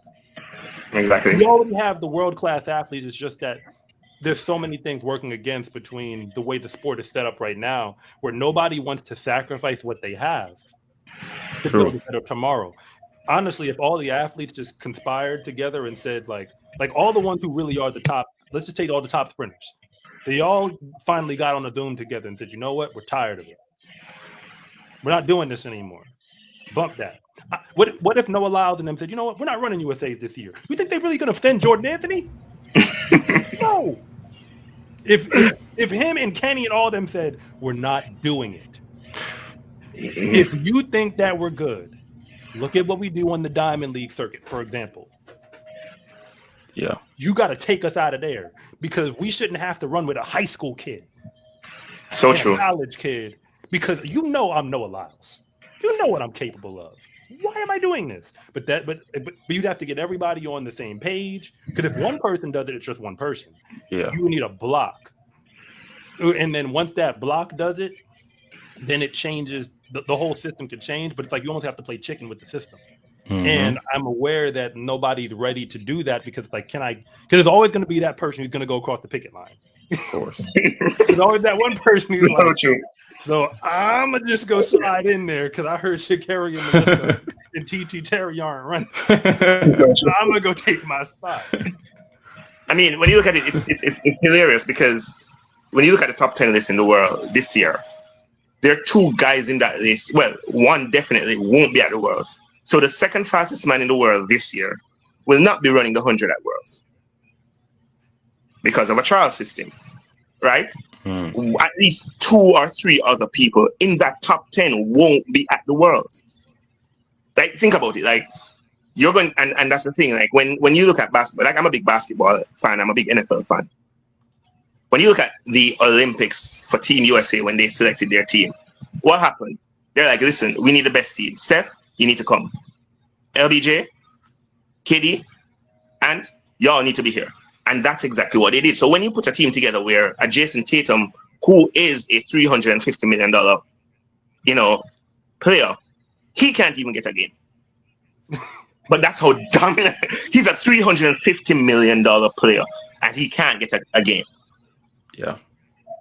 But that's how stacked the team is. You look at it now. Again, let's be real. Gabby is the Olympic champion in the 200, and as you said, we know on a given day, both fit, she isn't even holding a candle to Shericka, but she's the Olympic 200-meter champion, and that is going to hold more weight than the fact that Shericka has run 21-4 twice or 3 times and has 2 world titles. And look at it, Shericka has a Olympic medal and a world medal in the 1 and the 4. But she's a better 200-meter runner, and nobody will ever say anything because she doesn't have that Olympic 200-meter title. So it's sad that our sport is in the way. Because I'm a big fan of the sport. I've been watching the sport since before I was born, right? And I would have seen so many athletes. Like when I'm talking, I mean, from Merlin Ottey, and you'd have seen like people don't even remember Michael Freitas' brother Lindell. Like Lindell was the better sprinter to Michael. Asafa's brother Donovan was the better sprinter. Obviously but those two would have trained and gotten better times. But our sport doesn't offer that. Like, what if, say for example, what if Melissa false starts at the US? Like the fastest woman in the world wouldn't be at the World Championships because of a false start. That's where the sport is, and unfortunately, it is until. Like, I don't think the powers that be care. I know for a fact, and I'm saying this here, and I know people who are there, who are affiliated with them will watch. I know that J3 doesn't care about Jamaican athletes. And they don't care about the sport. I know that for a fact. Like, I'm not even going to go around that. I know that for a fact that they don't care about the sport. World Athletics has their preference. We've seen it. Like, they were willing to move mountains for Usain. Don't get me wrong, he is Usain, greatest. We all get that. We know that. But they were willing to move mountains for him. Are they doing the same for Sid? Who is the greatest now? So the sport. Anyway, I'm of the. I guess the side of where I landed, I'm actually not mad at World Athletics, USATF, any of these national. I think they're doing their jobs for what it's supposed to be. Yeah. I think I'm fine with that, actually. The issue is that something else needs to happen, aside from it. Because remember, USA Basketball and USATF, they both do their jobs very well. They do their job for what it is. USA Basketball sends the team over to a world championship. They're going to do it again. They're going to send the team over to, if they got to qualify at an America's champ, they're going to do it. USA Soccer, they don't do as well because they lose. But regardless, they're going to put together a team, and they're going to, everybody. The thing is, in their sports, the athletes have something else. Right. So as a result, there's less pressure on them. And I think to be everything, they're like, our job is to field the national team. That's our job. And our job shouldn't be to pay you. Our job shouldn't be to, make everything else fit. I mean, I just pulled it up. 2024 in the 200, 15 of the top 20 women in the world were American. If we're just going off the boards, 15 of 20. The USA is only going to let 3 of them go. So as a result, you don't have to be the fastest woman in the world in the 200 to make the final. You just don't. Because we're going to take away 12 of the women who are better than you, which on that math, we now have to send people who are outside the top 20 into the final just on politics. Just because the way the rules are set up. At the Olympic final, you needed women who weren't top 20 to be in that final. This is the end of the year list. So that means they didn't even run faster in the Olympics. They were in peak. Even when they were at peak in the Olympics, still couldn't beat the women who technically wasn't at peak, I guess. Dang. So I mean, it's just again but I'm okay with the international for what it is. I think I actually like the product for what it has become. I just think we need kind of a something else. And that's the truth. I mean, it is sad that Usain Bolt, as the greatest, athlete of all time, and without money, has a net worth of 90 million. Now, we just saw rookies signing deals, sponsorship deals for like 100 million. Like, they haven't even played a game of basketball yet. And they're signing $100 million endorsements. So it is sad. And then when you look at the world's list of richest track athletes of all time, there's Usain Bolt at 90, and then whoever comes second is 10 million. Like, that one guy is 80 million, has 80 million. So for me, it's like there has to be something when it comes to the professionalism of sport, of the track and field. Michael Johnson obviously was trying to do something, but the execution failed, unfortunately. But we will see what happens. And as you said, it really comes down to the athletes taking a stand. Like, I'm sure if the athletes say, listen, unless we ain't going to no worlds, because that should be our qualifiers to make the team, I'm sure you're going to have to figure out something. Yeah. But unfortunately, that's where it stands. And I think one of the things that has affected track and field is how selfish of a sport it is. Yeah.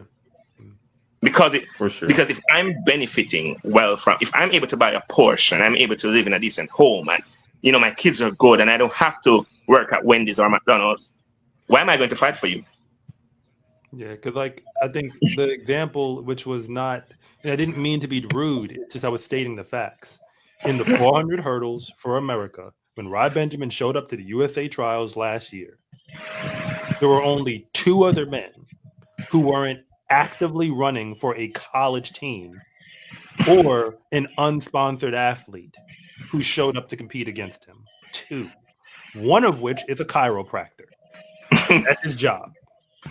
So, I mean, I don't know what the other guy does, but he didn't even make the final. And I'm willing to bet whatever deal he has is not very extensive.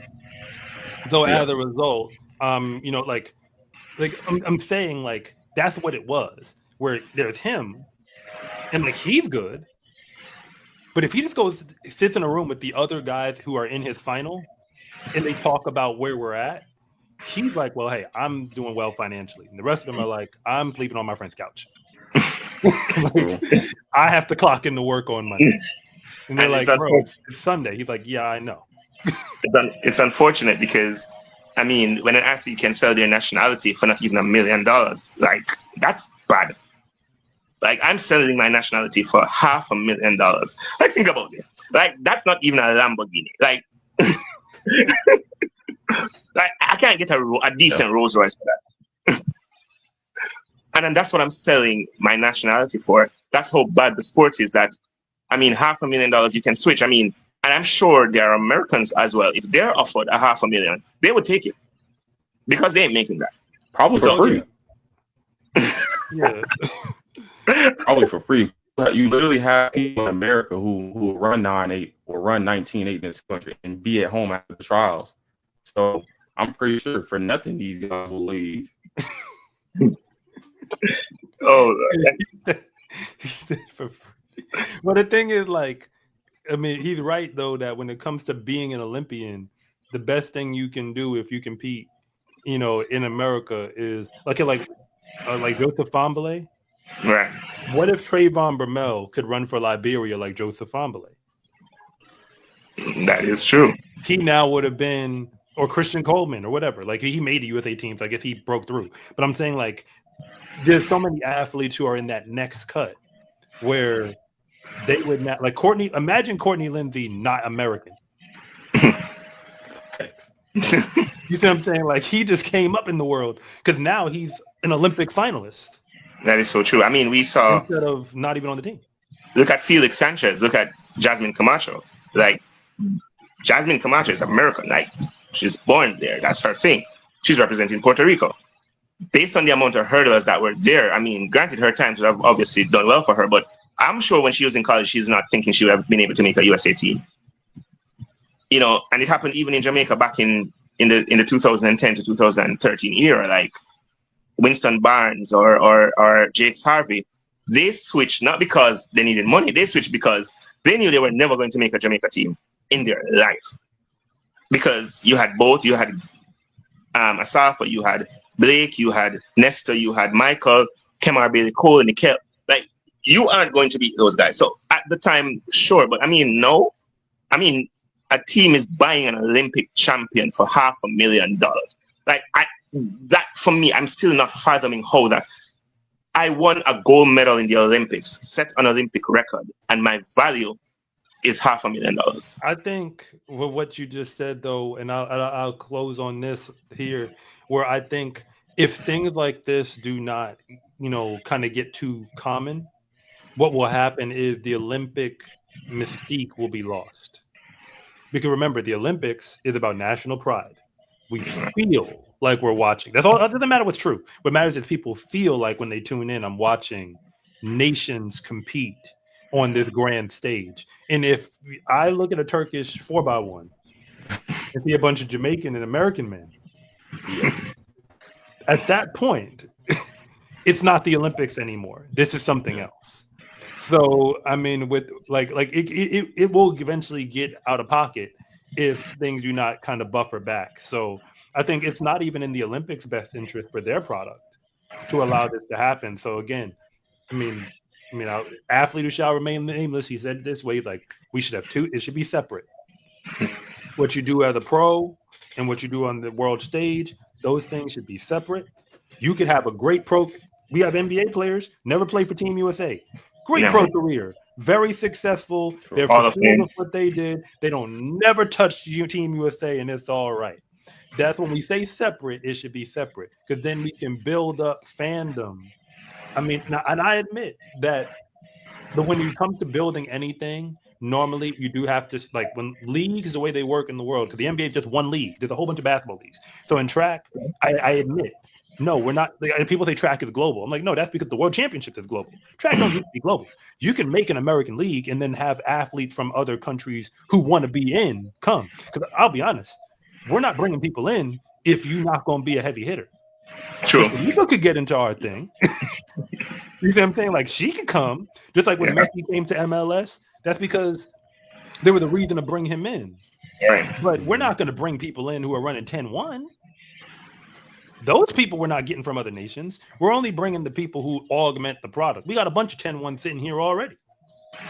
Right. So but I think if you're a top athlete in the world, if a functional thing finally does get created, then because we have some top athletes as far as talent, right? Top athletes on talent, but only a few people can kind of eat at the table. So it's like we kind of need to increase the amount of food so that everybody can eat. Because we have way too many people who are hungry. That is so true. All right, so before I go, I would like, Erin, any last words regarding, just what you're looking forward for this season, anything like that?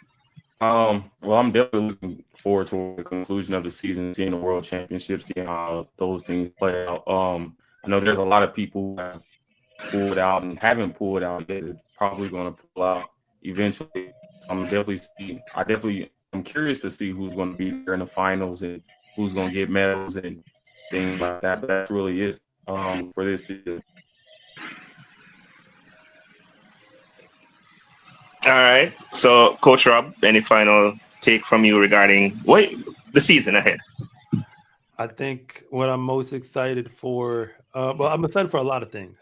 But I think when it comes to the World Finals, I'm looking forward to what story is going to be rewritten in the sprints. Because I think every single sprinting event, men and women, maybe the men's 400 to a slightly lesser degree, there's a plot line that we're watching. And for Sharika, is she still the queen of the 200? That's a plot line. For the women's 100, is Julian Alfred really the new queen? Or was that just her moment? For the men's 100, is this now the Kashane era? Like, are we here? Has it arrived? Or is Noah still the king over there? Whether people like it or not, whether they like the clock or not. Because a lot of people don't like what the clock says, but he keeps getting medals. And then, in the 200, is Letsile really, the guy? Or was that just a blip on the radar? because I said it before that Olympic final happened. I said the only way Noah Lyles doesn't win this Olympic 200 is if God himself sits him down. That's almost like him being sick. That's kind of what happened, because people have to revise history on how great he actually is in that event to pretend he was supposed to lose that race. If you just watched him for 3 years straight not lose, so like ever, and then he lost 3 races straight, prelims through finals. I mean, then you get to the women's 4, and it's like, is Sydney, where she ain't running to show how great she is, she's running to let us know, is she the greatest track athlete we have on the women's side in this generation, without argument? Because she's already in the discussion. It's just, is she in the, can we put the exclamation point on it or not? Like, there's so many plot lines, so I think that's kind of what I'm really kind of watching play out for what we have this year. All right, so we've been here for a very long time. My shows are usually 2 hours max, but we had to have you guys. So for everybody who's stayed with us, I want to thank you. We'll be doing our preview show for the Worlds, the week of the Worlds. So, you guys are always welcome to come back. So we'll be doing that. So on behalf of myself, Gavin, everybody here, thank you all for watching. This was an amazing show. I hope you guys were informed. I hope you guys were educated. I hope you guys had a laugh. I hope you guys, everything and whatever was needed to be taught. All right. So see you all next time. One love. God bless you. Keep doing good. Hey, thank you.